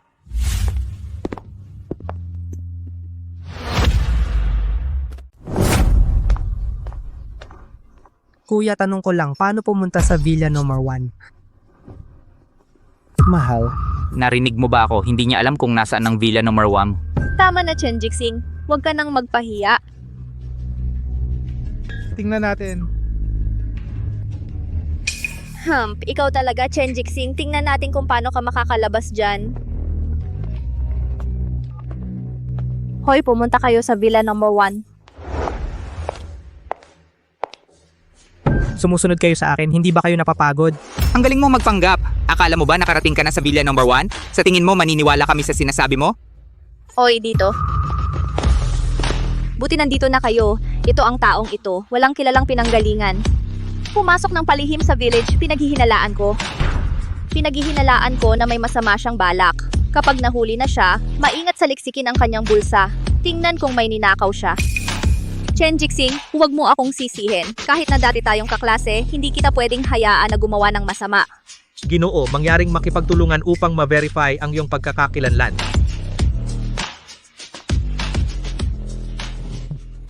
Huwag kang maniwala sa kanila. Ako ang may-ari ng Villa number 1. Simula nang itayo ang Villa number 1, ito ay laging bakante. Sino ka para sabihing ikaw ang may-ari? Narinig mo ba? Ngayon, nahuli ka sa kasinungalingan mo. Chen Jixing, hindi ka ba nahihiya? Nahihiya ako para sa'yo. Tigilan nyo na ako. Dahil hindi kayo naniniwala na ako ang may-ari. Kung gayon, magpustahan tayo. Kaya mo ba? Ano naman ang hindi ko kaya? Kung talagang ikaw ang may-ari dito, handa akong lumuhod at dilaan ang paa mo. Ikaw ang nagsabi niyan. E ano kung sinabi ng asawa ko? Huwag kang tumayo riyan. Patunayan mo sa amin. Ginoo, kung hindi mo mapapatunayan, huwag mo kaming sisihin kung kami ay maging bastos. Sige. Ngayon kukumbinsihin ko kayo.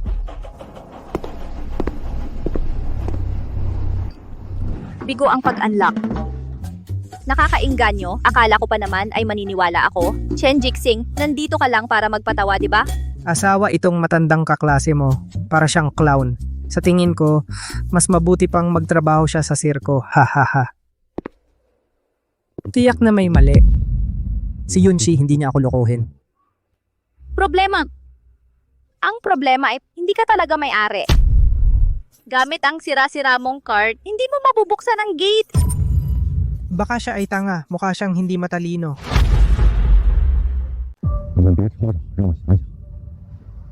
Kahit na isipin mo ng mabuti, hindi ka maaaring maging isang marangal may-ari ng Villa number 1, Chen Jixing. Tigilan mo na ang pagpapanggap. Ginoo, wala kaming panahon na sayangin sa iyo, mangyaring sumama sa amin ngayon din. Ano pang sasabihin mo sa kanya? Dalhin na siya agad kung mahuli siyang nagnanakaw diretso sa presinto para mabulok siya sa kulungan. Huwag mong sisihin ang dating kaklase na hindi tumulong. Sisiin mo ang sarili mo lang sa iyong masamang ugali. Teka, Natakot ka na ba? tuwid ang aking landas. Ano ang dapat katakutan? Hanggang sa puntong ito, matigas pa rin ang iyong bibig dahil sa dating kaklase. Gumapang ka ngayon dito at dilaan mo ang daliri ng paa ko. Baka ako at ang asawa ko ay makiusap para sa iyo. Ang mabahong paa mo, hayaan mo na lang ang asawa mo ang dumila, hindi namin kayang tiisin. Walang magandang lumalabas sa bibig mo. Ano pang hinihintay ninyo? Gawin na ninyo, balugin ang kanyang mga binti. Matanda, maging mabuti ka na, huwag mo kaming pilitin, gawin na.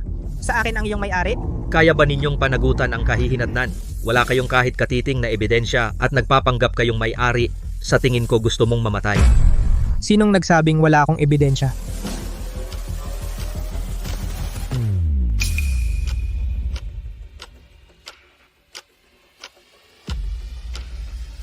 Kanina lang nagkamali ako, ito ang tunay na susi kung ayaw maniwala. Bukasan ninyo ang inyong mga mata at panoorin.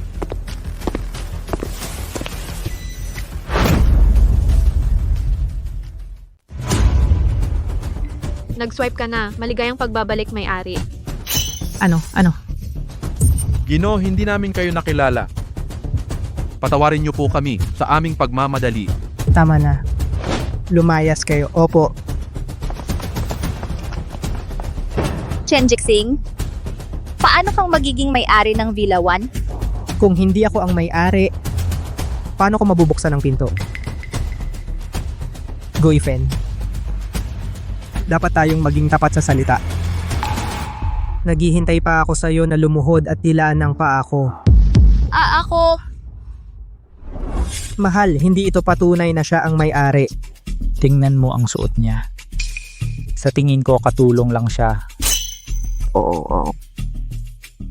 Chen Jixing, ang kahirapan mo. Paano kang magiging may-ari ng Villa 1? Ang yabang mo. Wala na ba kayong hangganan? Hindi ba kayo marunong makipaglaro? Ano pa bang patunay ang gusto nyo? Chen Jixing, hindi mo na kailangan magpapatunay. Ngayong gabi ay ang ika-25 anibersaryo ng pagtitipon ng klase natin. Gaganapin ito sa Zhuhai Hotel. Kung talagang may kakayahan ka, ipakita mo sa ating mga dating kaklase. Si Kataki. Siya'y nasa pinakamababang antas ng lipunan. Hindi na kailangang imbitahin, mapapahiya lang siya. Dating kaklase naman, hayaan siyang kumain ng libre.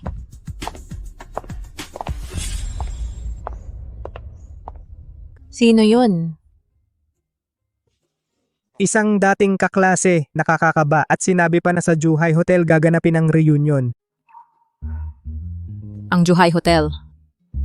Ay pag-aari ko, sige gusto mo bang pumunta?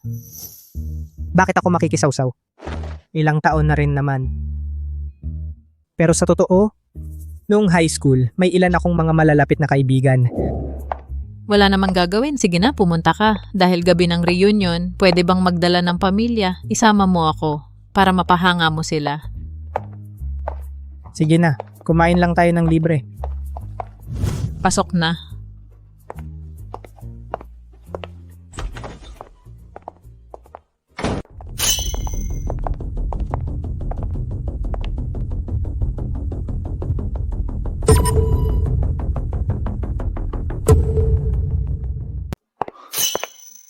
Ate, sa wakas nakabalik ka na. Handyan, bakit ka nandito? Ano ba yan? Hindi mo sinasagot ang tawag, wala ka rin sa opisina. Kung hindi ako nandito nag-aabang, paano kita mahahanap? Lao Chen, wag kang kabahan. Siya ang totoo kong kapatid na lalaki. Aba ate. Ang galing mo talaga, walang sabi-sabi, nagpakasal ka na. Si tatay sa ibang bansa, muntik nang atakihin sa puso dahil sa galit mo. Palagi akong inutusan ni tatay na maghanap ng asawa. Ngayon may nahanap na ako. Pero siya, hindi naman masaya. Ito ba ang asawa mo? Oh. Tunay kang bulag, tingnan mo siya. Kahit papaano. 10 taon ang tanda sa iyo. Wala man lang maayos na trabaho. Ang pangit pa ng muka, wala siyang bagay sa iyo. Bayaw. Ang bastos mo naman. Hindi tama yon. Bayaw. Lakas ng loob mo tawagin akong bayaw. Ate ngayon, gusto mong mag-asawa, anumang uri ay makikita mo. Batang negosyante, profesor, scholar, anak ng mayayaman, yung mga ipinakilala ko sa'yo dati, mga naging manliligaw mo, lahat sila mas mahusay sa kanya. Hanjian, wala kang pakialam sa buhay ko. Pero ikaw ang ate ko, paano ako mananahimik habang nakikitang niloloko ka ng iba? Sabihin mo sa akin ng totoo, ano ba ang ginawa mo sa ate ko na para mabulag siya sa'yo? Tama na Hanjian, tigilan mo na ang kalokohan mo. Sino ba talaga ang nagloloko? Ang pamilyahan ay isang kilalang pamilya. Magpapakasal ka sa isang taong tulad niya? Hindi ka ba natatakot na pagtawanan ka? Ano ang sasabihin nila? Wala akong pakialam. Gusto ko lang mamuhay ng maayos kasama si Lao Chen. Ikaw, Chen. Hindi ba pera lang ng kapatid ko ang habol mo? Sabihin mo ang halaga. 5 milyon o 10 milyon. Kunin mo at umalis ka na sa kapatid ko. Pera? Wala akong pakialam dyan. Sige. Ayaw mo sa mabuti, gusto mo sa masama, di ba? Ano ang gusto mong gawin? Ano ang gagawin? Siyempre, turuan natin ng leksyon ang matandang ito. Duguan siya. Leksyon sa akin? Hindi sila karapat-dapat. nasa bingit ka na ng kamatayan at may lakas ka pa ring sumigaw sa akin, sa tingin ko, talagang hindi ka umiiyak hanggat di mo nakikita ang kabaong. Payo ko sa'yo. Isama mo ang mga tao mo at umalis ka agad. Dahil sa kapatid mo. Ayokong maging pangit ang sitwasyon. Oh. Ate. Ang matandang ito, laging ganito kayabang? Hanjan, magrespeto ka. Siya ang asawa ng kapatid mo. Igalang siya. Sige. Bibigyan ko siya ng buong respeto. Lahat kayo sabay-sabay. Baliin ninyo ang mga binti niyang parang aso. Oh. Tingnan natin kung sino ang gagalaw sa kanya ngayon. Ate, bakit ang tigas ng ulo mo? Pero wala ring silbi ang pagpigil mo. Itong matandang ito. Ginalit na ginalit ako nito. Kung hindi ko siya pahihirapan, hindi na ako magiging Han. Bitawan mo ako. Yung si huwag kang mag-alala. Kaya ko ito. Nagpapanggap ka pa sa akin. Hindi ka makakilos dito, di ba? Kung gusto mo, lumabas tayo. Dahil gusto mong mamatay, gagawin ko ang gusto mo. Huwag kang magpigil mamaya. Kung mas matindi ang tamaan, mas malaki ang gantimpala ko sa'yo. Chen, huwag kang pumunta mapanganib. Ate, ganyan mo siya pinoprotektahan? Bitawan mo ako. Hanjan, lalo ka nang nagiging walang galang. Si Chen ay matanda na. Kung may mangyaring masama, hindi kita mapapatawad habang buhay. Para lang sa isang estranghero, handang makipag-away sa sarili mong kapatid. Bakit hindi ko napansin dati? Na sobra kang nag-iisip sa pag-ibig? Dahil iniligtas niya ako. Eh ano ngayon? Gusto mong magpasalamat? Maraming paraan. Magbigay ka na lang ng pera. Bakit kailangan mong isakripisyo ang sarili mo? May mga bagay na hindi mo naiintindihan. Bilisan mo at pigilan sila. Huwag saktan si Chen. Ganyan mo siya gustong iligtas. Sige. Magmakaawa ka sa akin. Gian, ate, nakikiusap ako sa'yo. Huwag mong hayaang saktan nila si Chen, okay? Dahil sa'yo, papatawarin ko na ang matandang iyon. Pero, sa ilang minutong ito, baka nasapak na siya. Ang mga bodyguard na dala ko ay pawang mga elite na sundalo na retirado.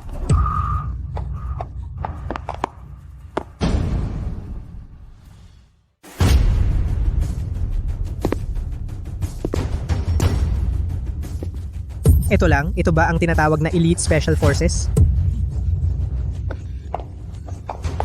Lao Chen, wala ka bang nasaktan? Wala akong problema. Malamang niloko ka lang. Ang antas ng ilang taong ito. Hindi pa itinuturing na elite. Ano? Imposible ito. Paano mo nagawa yon? Paano? Gusto mong subukan? Nasaan na ang yabang mo kanina? Tama na. Dahil kapatid ka ni Yunshi.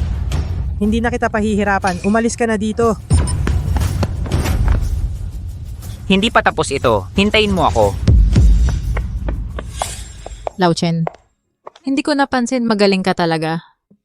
Pero sa susunod, huwag kang magulo. Ang edad mo ngayon ay hindi na binata. Kung masugatan ka, mahirap iyan. Sige.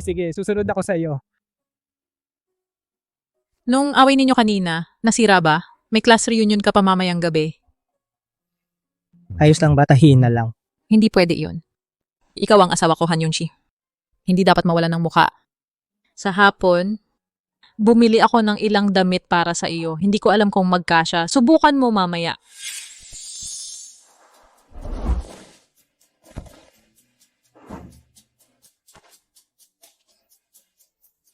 Ito ang lalaki ko, Han Yunshi. Bakit hindi ko napansin dati? Lao Chen, ang gwapo mo pala. Medyo gabi na. Tara na, umalis na tayo. Sige. Online na pulong, i-cancel muna natin pagkatapos ko sa kana. Yung si mas importante ang trabaho mo. Ayos lang kahit pagkatapos ng pulong.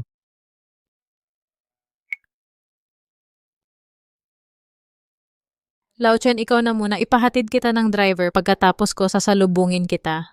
Sige.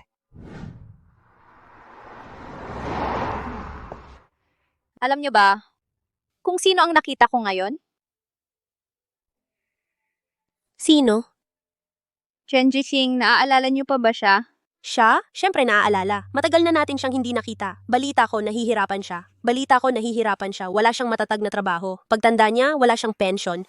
Dati siyang napakagaling na tao. Paano siya naging ganito? At napaka-proud pa niya. Kitang-kita na tagalinis lang siya. Pero sinasabi niya na siya ang may-ari ng villa. Nahihiya akong ilantad siya. Kaya pupunta rin kaya siya sa reunion ng klase?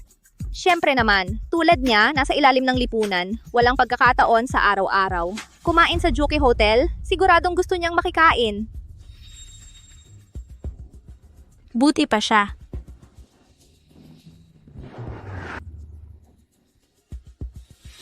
Pinakabagong modelo ng Maybach, ilang milyon yon. Hindi rin alam kung sinong importanteng tao sa Yuncheng. Chen Jixing,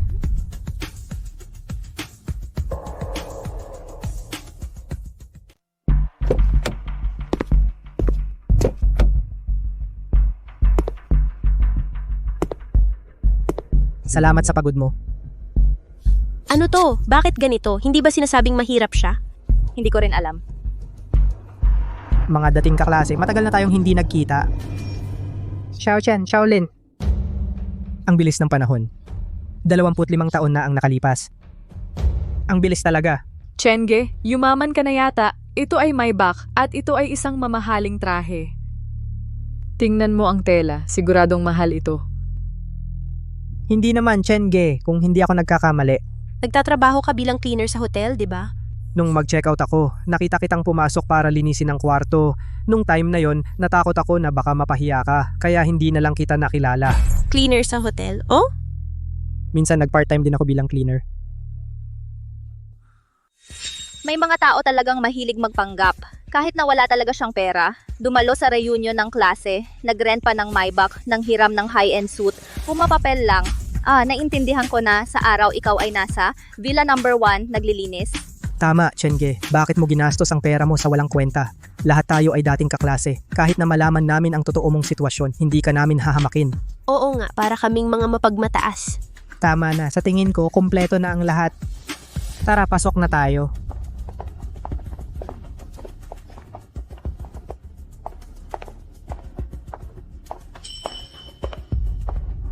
Mr. Chen,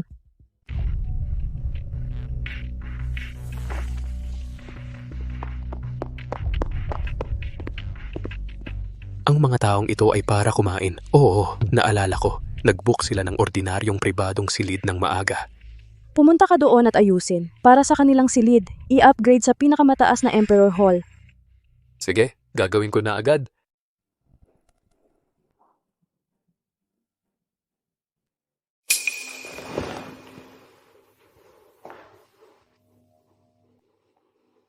Mukhang hindi ito tama.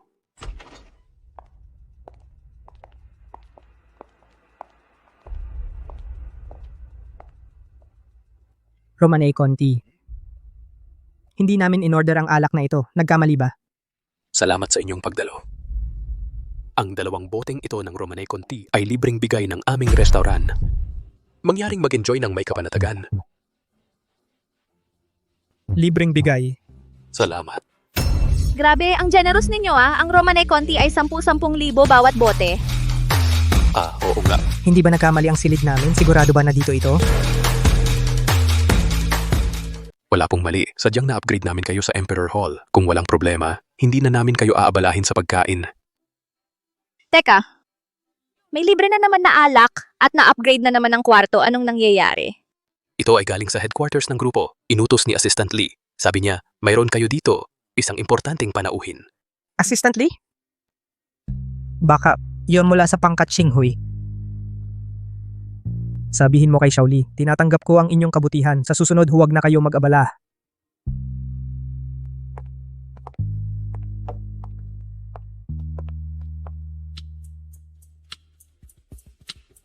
Bakit niyo ako tinitingnan?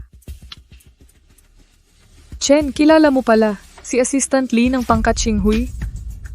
Medyo may relasyon. Sige na, Chen Jixing. Nagpapanggap ka na naman. Saan mo nakilala si Assistant Lee? Huwag kang magpahiya dito. Sa palagay ko, ang tanging itinuturing na importanteng panauhin ni Assistant Lee dito ay si General Manager Elena lang.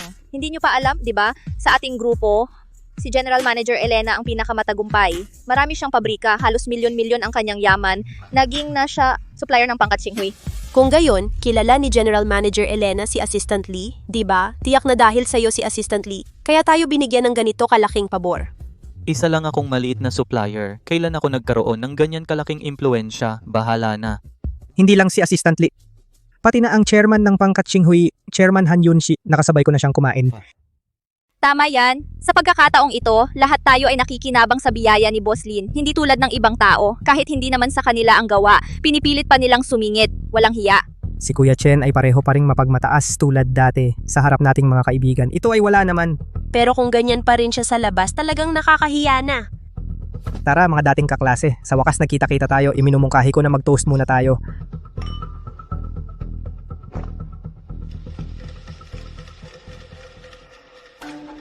Mahigit 20 taon na ang lumipas, muling nagkasama-sama tayong lahat, talagang may pakiramdam na parehong pamilyar at bago. Noong nag-aaral tayo, walang alalahanin, ang pakikitungo sa isa't isa ay mas simple. Oo nga. Tayong mga matatanda na. Mahilig magbalik tanaw sa nakaraan. Sa sinabi mo, may ilang nakakatawang bagay akong naalala. Gui Fen, naaalala mo ba? Isang beses sa klase ng PE, bigla kang nagkaroon ng regla. Noong panahong iyon, hindi pa masyadong itinuturo ang sex education. Nang makita kong may dugo ang iyong pantalon, natakot ako at tinanong kung bakit ka dumudugo. Ang tagal na nun. Bakit mo pa binabanggit iyon? Pagkatapos, para hindi mapahiya si Gui Fen, hinubad ko ang aking damit at ipinahawak ko sa kanya sa baywang. Si Gui Fen ay okay na. Pero ang damit ko ang naapektuhan. Iyon ay isang beneton na nagkakahalaga ng ilang daang piso. Binili ko gamit ang aking naipon na pera mula sa mga regalo. Sobrang nasaktan ako. Tama nga pala tungkol kay Shaolin. Natatandaan ko noong mga panahon ng pag-aaral, si Shaolin ay maliit, payat at may suot na salamin. Mukha siyang medyo tanga at hindi mahilig makipag-usap sa iba. Pagkatapos, may isang grupo ng mga bully na tagalabas ng eskwela na napansin si Shaolin. Palagi siyang hiningan ng pera. Kapag hindi nagbigay, pinagpapalo at sinisipa. Nang makita ko na sobrang sama ng ginagawa sa kanya, tinawag ko ang mga lalaking kaklase natin at nakipag-away sa mga bully na yon. Kahit na ako ay pinarusahan ng paaralan, mula noon, naging payapa na ang eskwela natin. Chen Jixing? Anong ibig mong sabihin? Sinasadya mo ba akong banggitin? Anong binabanggit ko sa'yo? Iyon ay mga bagay na nangyari maraming taon na ang nakalipas. Binabanggit mo pa. Inaamin ko na tinulungan mo ako noon pero hindi naman kailangan na sabihin ito sa harap ng maraming tao. Sa tingin ko, ginagamit niya ang kanyang nagawa para humingi ng pabor. Si Sir Lin, kilalang kilala ko ang mga taong tulad niya. Sinabi ko lang kung ano ang nasa isip ko, walang ibang intensyon. Tigilan mo na ang pagpapanggap. Hindi ba dahil nakita mo na yumaman si Sir Lin, gusto mong tulungan ka niya? Hindi na kailangan ng ganyang paligoy-ligoy. Sabihin mo, paano mo gustong tulungan kita? Sir Lin? Iyong pabrika, kailangan pa ba ng bantay? Sa tingin ko, bagay si Chen Jixing. Sige, ang trabahong ito bilang gwardiya kahit papaano, mas stable ito kaysa maging delivery rider. Chen Jixing, huwag mong sabihin hindi ko naaalala ang dati nating samahan. Pwede kang magtrabaho sa akin kahit kailan. Hindi na, ayos naman ako ngayon. Bakit ka pa nagpapanggap na mahiyain? Ang pagiging gwardiya ay hindi masyadong marangal, pero at least stable. Baka makakuha ka pa ng asawa. Hindi mo na kailangan mag-alala niyan, may asawa na ako, ngayon lang kami kinasal. Nagbibiro ka ba sino namang magkakagusto sa'yo? Baka naman nakakuha ka ng balo na may anak, hahaha. Tulad niya, balo lang ang makukuha niya, hahaha, pasensya na, binigo ko kayo. Hindi naman siya balo. Bakit hindi mo siya isinama para matingnan namin? May bigla ang trabaho sa kanyang kumpanya, kailangan niyang mag-preside ng meeting, baka hindi siya makarating. Nagpapapreside pa ng meeting, para bang napakalaking boss. Chen Jixing, tigilan mo na ang pagyayabang. Kahit sabihin mo ang totoo, na nakahanap ka talaga ng balo, hindi ka namin pagtatawanan. Oo nga. Si Lin ay malamang kilala rin siya. Sino? Ang chairman ng Starlight Group, si Han Yong-si. Hahaha, Chen Jixing. Anong kalokohan yan? Chairman pa ng Xinghui Group? Wala kang karapatang makaharap siya. Ilang inuman lang to, lasing ka na agad? Nasasabi mo pa ang ganyang kalaking yabang? Ginoong Chen, huwag kang magsalita ng ganyan. Ang Xinghui Group ang nangungunang kumpanya sa Southern Province, ang taas ng katayuan nila sa lipunan. Hindi natin kayang abutin yan. Maging makatotohanan ka naman. Kung kaya mong makuha si Han Yunshi bilang asawa, ako pa ang Dragon Head ng Tianmen. Kung ayaw maniwala, edi huwag. Wala namang dapat ipaliwanag. Tama na, huwag ka nang magpakatigas. Simula nang dumating ka, paunti-unti kang nagpapanggap. Dahil sa dating kaklase, hindi na kayo pinapansin ng lahat. Pero huwag kang magwalang hiya. Kung alam ko lang, hindi ko na siya inimbita, nakakasira ng mood ng lahat sa pagkain.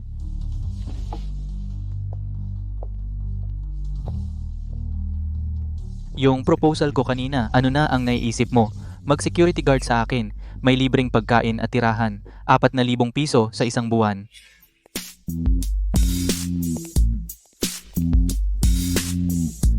Chairman, nasaan si Chen? Dalhin mo ako doon, bagamat may asong Tibetan Mastiff sa pabrika ko. Sobrang bangis lagi. Nakakapagbantay din ng pabrika. Pero ikaw, Ginong Chen, napakalakas ng katawan. Iyan ay mas magaling pa sa aso. At saka, isama mo na rin ang asawa mo. Wala naman siyang ginagawa, sabay kayong magbantay ng pintuan ko. Dagdagan ko pa ng 2,000. Tama na ba yung sinasabi mo? Bakit ayaw mo? Naawa ka ba sa asawa mo? Ayaw mo siyang mahirapan? Kahit na anong baba ng estado ko, hindi ko kailangan ang limos ng iba. Itago mo na yung kawawang dangal mo. Huwag mong sabihing hindi ka inaalagaan ng dating kaklase. Dagdagan ko pa ng 1,000. Ngayong gabi, isama mo ang asawa mo at magbantay kayo ng pabrika ko. Narinig ko may gustong ako'y magbantay ng pinto.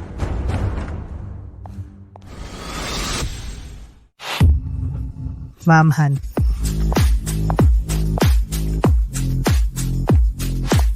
Kuya Chen, pasensya na at na-late ako.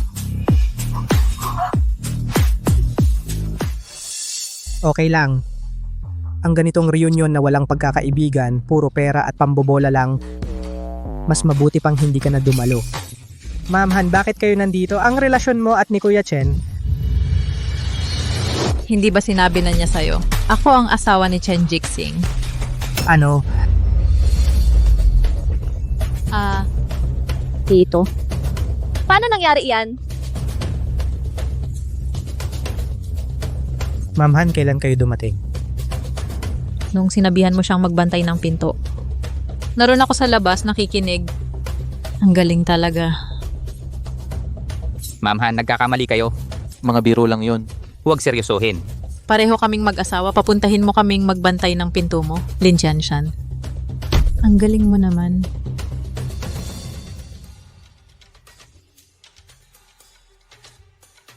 Bigla kong naisip na ang trabahong pagbabantay ng pinto ay medyo nakaka-relax. Kung gayon, yun si sumang-ayon na lang tayo sa kanya. Ay naku, Kuya Chen, huwag kang magsalita ng hindi tama. Wala akong lakas ng loob para dyan. Ako na lang ang magbabantay ng pinto para sa inyong dalawa. Dahil kaibigan ka ni Chen, sana ay matulungan pa kita at bigyan ng mas maraming supply orders. Pero ngayon, mukhang hindi na kailangan. Ma'am Han, mali ako. Talagang alam ko na mali ako. Patawarin niyo na ako sa pagkakataong ito. Ngayon, hindi lang nawala ang tulong, kundi ang pabrika mo. Ay aalisin sa listahan ng mga supplier. Ano? Tapos na lahat, tapos na. Chen, tara na. Sige.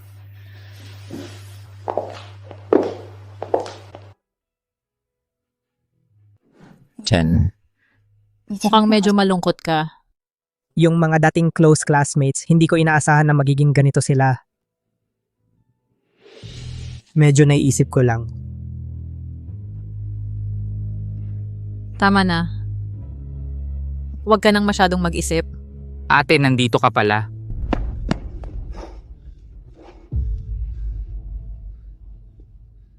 Bakit nandito ka na naman?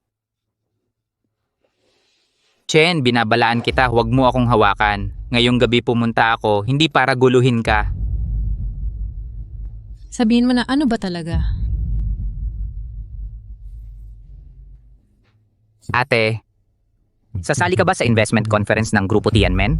Siyempre, yung pagkakataon para sa Grupo Xinghui na umangat ng isang hakbang, hindi ko palalampasin. Pero hindi madali yon, di ba? Ano bang gusto mong sabihin? Ako, balak kitang isama para makilala ang isang importanteng tao mula sa Grupo Tianmen.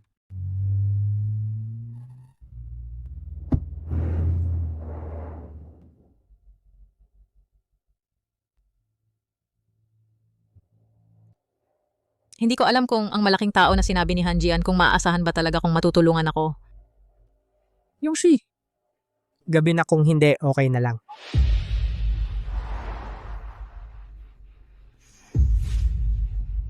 Hindi mo maintindihan. Napakahalaga nito sa akin.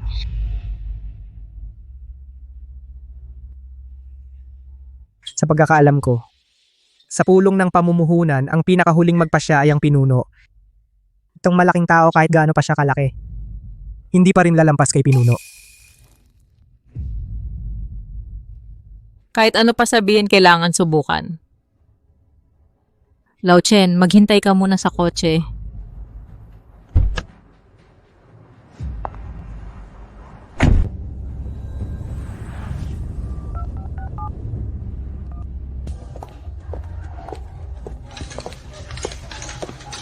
Bakit dito pa nagkita? Sino ba talaga ang taong sinasabi mo? Ate, pasok ka na at malalaman mo.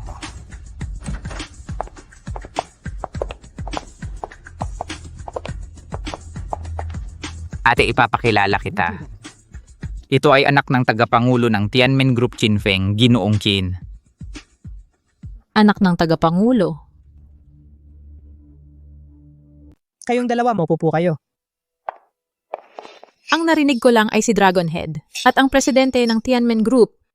Hindi ko alam ang chairman na ito. Ate, ignorante ka lang kasi. Sa buong Tianmen, natural na si Dragonhead ang pinakamalaki. Ngunit sa ilalim ng Dragonhead, may dalawang posisyong magkasabay. Sila ang president at chairman. Tama ang sinabi mo. Sa mas tiyak na salita, hindi lang isang kumpanya ang Tianmen, parang isang malaking organisasyon. Ang presidente na si Chen Yingluo ang namamahala sa negosyo at ang aking ama ang namamahala sa mga panloob na gawain ng organisasyon. Sa madaling salita, isa ang namamahala sa loob, isa ang namamahala sa labas. Ganun pala. Tungkol naman sa pulong sa pamumuhunan. Maaari akong tumulong dito. Hindi ko garantisadong magtatagumpay. Ngunit kahit papaano, mapapataas nito ang iyong pangkat Xinghui ng tsansa ng tagumpay. Napakaganda nito. Kahit ano ang resulta, hindi ko hahayaan si Qin Xiaobay na tumulong. Hindi na kailangan ng pasasalamat. Wala naman akong kailangan. Ito ay para lang maging magkaibigan. Naway magtagumpay tayo. Ate, si Mr. Qin ay handang tumulong ng malaki. Wala namang masama kung uminom ka ng isang baso.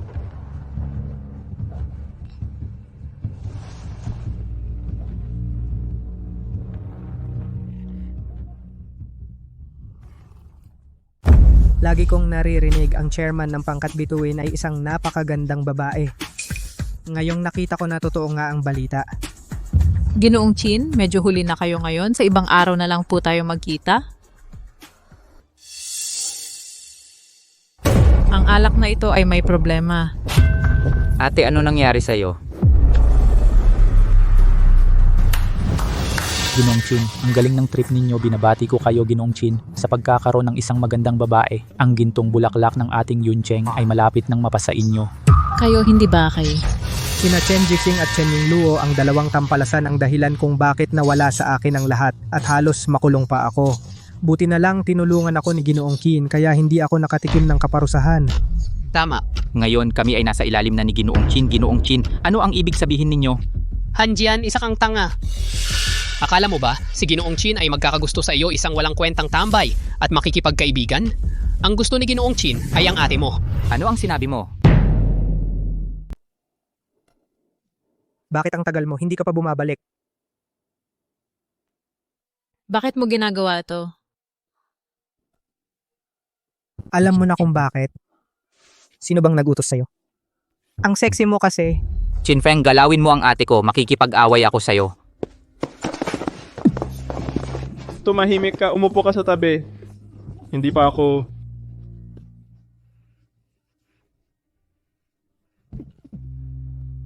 Sino ka ba?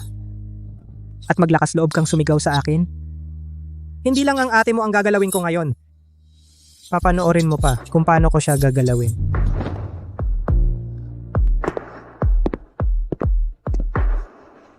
Huwag.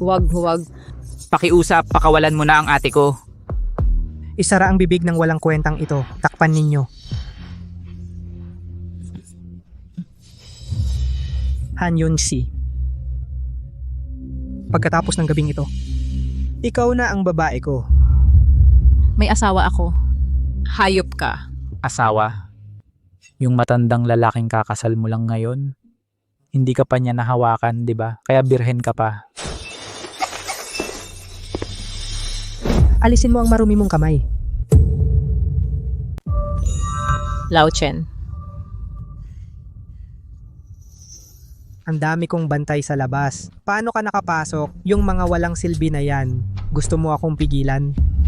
Ikaw ay miyembro ng Tianmen, pero ang lakas ng loob mong gumawa ng ganyan. Hindi ka ba natatakot sa batas ng Tianmen? Batas. Matanda, hindi mo pa yata alam si Qin Xiao ay anak ng chairman. Sa buong Tianmen, sinong may lakas ng loob na galawin siya? Sinong makakagalaw sa kanya? Kahit si CEO Chen Yingluo. Kung gusto niya akong galawin, mag-iisip pa siya. Paano kung ang long show? Sabi mo lang show. Hahaha. Wala siyang oras para sa mga maliliit na bagay. Payo ko, umayos ka. Huwag mong sirain ang magandang pagkakataon ko.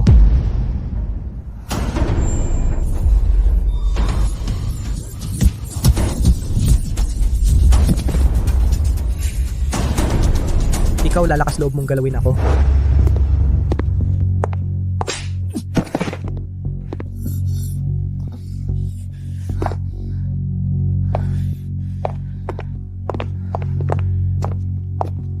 Teka lang.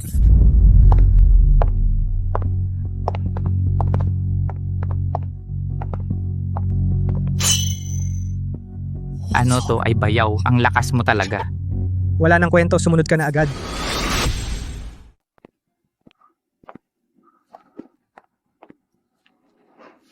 Yung si ayos ka na ba? Gusto mo bang uminom ng tubig?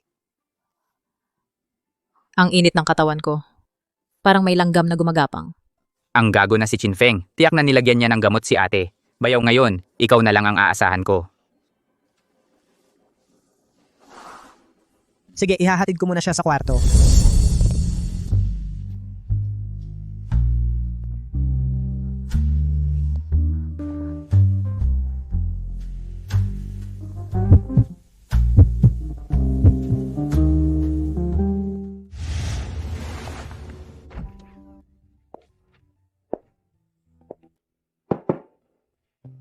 Gising ka na. Gusto mo bang kumain? Lao Chen, kagabi ako... Opisyal na tayong mag-asawa. Anong ikahihiya mo? Ay, wag mo nang sabihin yan. Sayang lang. Ang pag-asang makipag-ugnayan sa Tianmen ay tuluyan nang nawala. Bakit mo nasabi iyan? Isipin mo na nga. Galit na sa atin si Qin Feng. Tiyak nagagawa siya ng paraan para hadlangan tayo. Walang gaanong tsansa. Ngayon wala nang pag-asa. Paano mo malalaman kung hindi subukan? Iminumungkahi kung dumalo ka pa rin sa investment conference. Sa oras na iyon, magbibigay ako sa iyo ng sorpresa. Shaoli, nasa lugar na ba ang lahat ng pondo natin? Chairman, ang mga pondong pwedeng gamitin ay nakalap na lahat kabuuang 50 bilyon. Kahit 50 bilyon pa. Mahirap pa ring makipagkumpetensya sa ganoong kahirap na kompetisyon makalabas sa gitna ng labanan. Bakit pa tayo pumunta? Si Lao Chen o nga, bakit hindi pa siya dumarating? Uy, nandito na pala kayo. Qin Feng. Sa tingin ko parang pumunta kayo dito para mapahiya lang. Ang Xinghui Group ay malakas naman talaga, pero ang mga pwedeng pumunta dito ngayon ay ang mga nangungunang 500 kumpanya ng Daxia. Siguro sa bahagi ng verification ng pondo. Si President Han ay matatalo ng husto. Hindi pa alam kung ano ang resulta. Ang tigas pa ng bibig. Talagang hindi umiiyak hanggat hindi nakikita ang kabaong. Sasabihin ko sa iyo ang totoo. Ang mananalo sa pagkakataong ito ay halos sigurado na ay isang kumpanyang sinusuportahan ng Angkan Chin. Sa tingin ko hindi naman.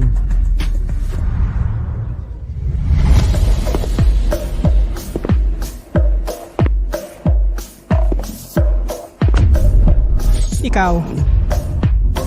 Sasabihin ko rin sa iyo ang totoo. Ang mananalo sa pagkakataong ito ay tiyak na ang Xinghui Group. Anong sinabi mo, pangkat Xinghui? Kung gayon, sabihin mo nga. Paano sila mananalo? Sa bibig mo ba? Sabi ko, Mang Deng. Ba't andyan ka sa lahat ng bagay? Ikaw, nasa pinakamababang antas ng lipunan, hindi ka nagtatrabaho ng maayos. Dito ka pa nakikisali. Talagang walang hiya ka. Kahit si Ginoong Qin, isang malaking tao na may malawak na koneksyon, ay hindi makapagsabi kung alin ang tiyak na mananalo. At ikaw, isang hamak na tagalinis, ay nangangahas na magsalita ng ganyan. Tinanong mo kung ano ang aking sandalan. Sige, sasabihin ko sa'yo sa akin. Narinig ba ng lahat? Nakakatatawa talaga. Mang Chen, saan mo nakuha ang kumpiyansa? Bayaw, hindi ka ba nagbibiro? Walang problema. Maniwala ka sa akin. Sige, dahil sinabi mo na matutulungan mo ang pangkat Xinghui na manalo, patunayan mo sa lahat, magsimula tayo sa verification ng pondo. Ang kumpanyang sinusuportahan ng pamilya Qin ay may sapat na daloy ng pera May mahigit 70 bilyon pa sa kanilang libro. Kung magbenta lang ng ilang ari-arian sandali lang aabot ng 100 bilyon. Ano? Talagang napakalakas ng kapangyarihan, Mang Chen. Wala nang pag-asa ito, nakakalap lang ako ng 50 bilyon sa hirap. Narinig mo ba? Ito ang agwat. Hindi ito kayang bawasan ng ilang salita mo. Paano kung meron ako nito? Ito. Tianmen Black Card. Ano? Tianmen Black Card. Ayon sa alamat, wala pang 5 card ang inilabas. Bawat isa ay may trilyong limit. Tianmen Black Card. Lao Chen, ano ito? Malalaman mo mamaya. Kumusta? Sapat ba ito? Paano mo nakuha ang Tianmen Black Card? Sino ka ba talaga? Hindi mahalaga kung sino ako. Ang mahalaga ay nanalo ako sa verification ng assets. Ngayong sinasabi mong panalo, masyado pang maaga. Sino ang nakakaalam kung totoo ang black card na ito? Tawagin ang tao. Kunin ang POS machine.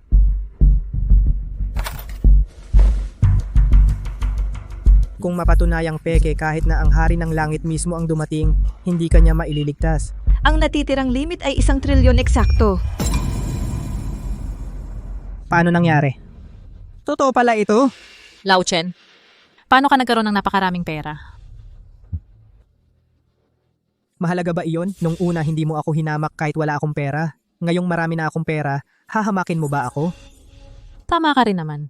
Teka, hindi sapat na pumasa lang sa pagsusuri ng ari-arian. Nakalimutan mo ba? Ang nagwagi sa investment conference ay dapat piliin mismo ng Dragon Head. Madali lang yan. Lahat kayo pumasok na.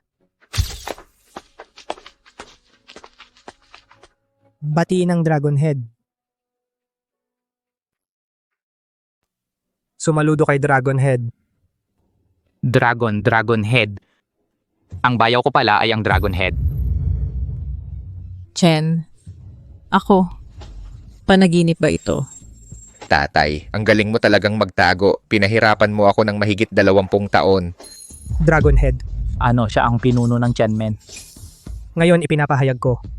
Starlight Group ay magiging Tianmen, permanenteng estratehikong kasosyo, makakakuha ng pinakamataas na suporta sa mapagkukunan, puhunan, 1 trilyon. Wow, ang regalo ko para sa proposal. Nasiyahan ka ba? Proposal. Pero nagparehistro na tayo. Hindi pa tayo nagkakasal. Formal akong magpo-propose. Ahem. Gang, Han Yun Si, papakasalan mo ba ako? Ako, oo. Xiao Hao, ang dahilan kung bakit itinago ko sa iyo ay dahil natatakot akong maging spoiled brat ka. Ngunit, hindi mo ako binigo. Simula ngayon, kailangan mong matuto mula kay Ying Luo upang mapangasiwaan mo ang responsibilidad para ako at si Titahan ay makapagretiro ng maaga.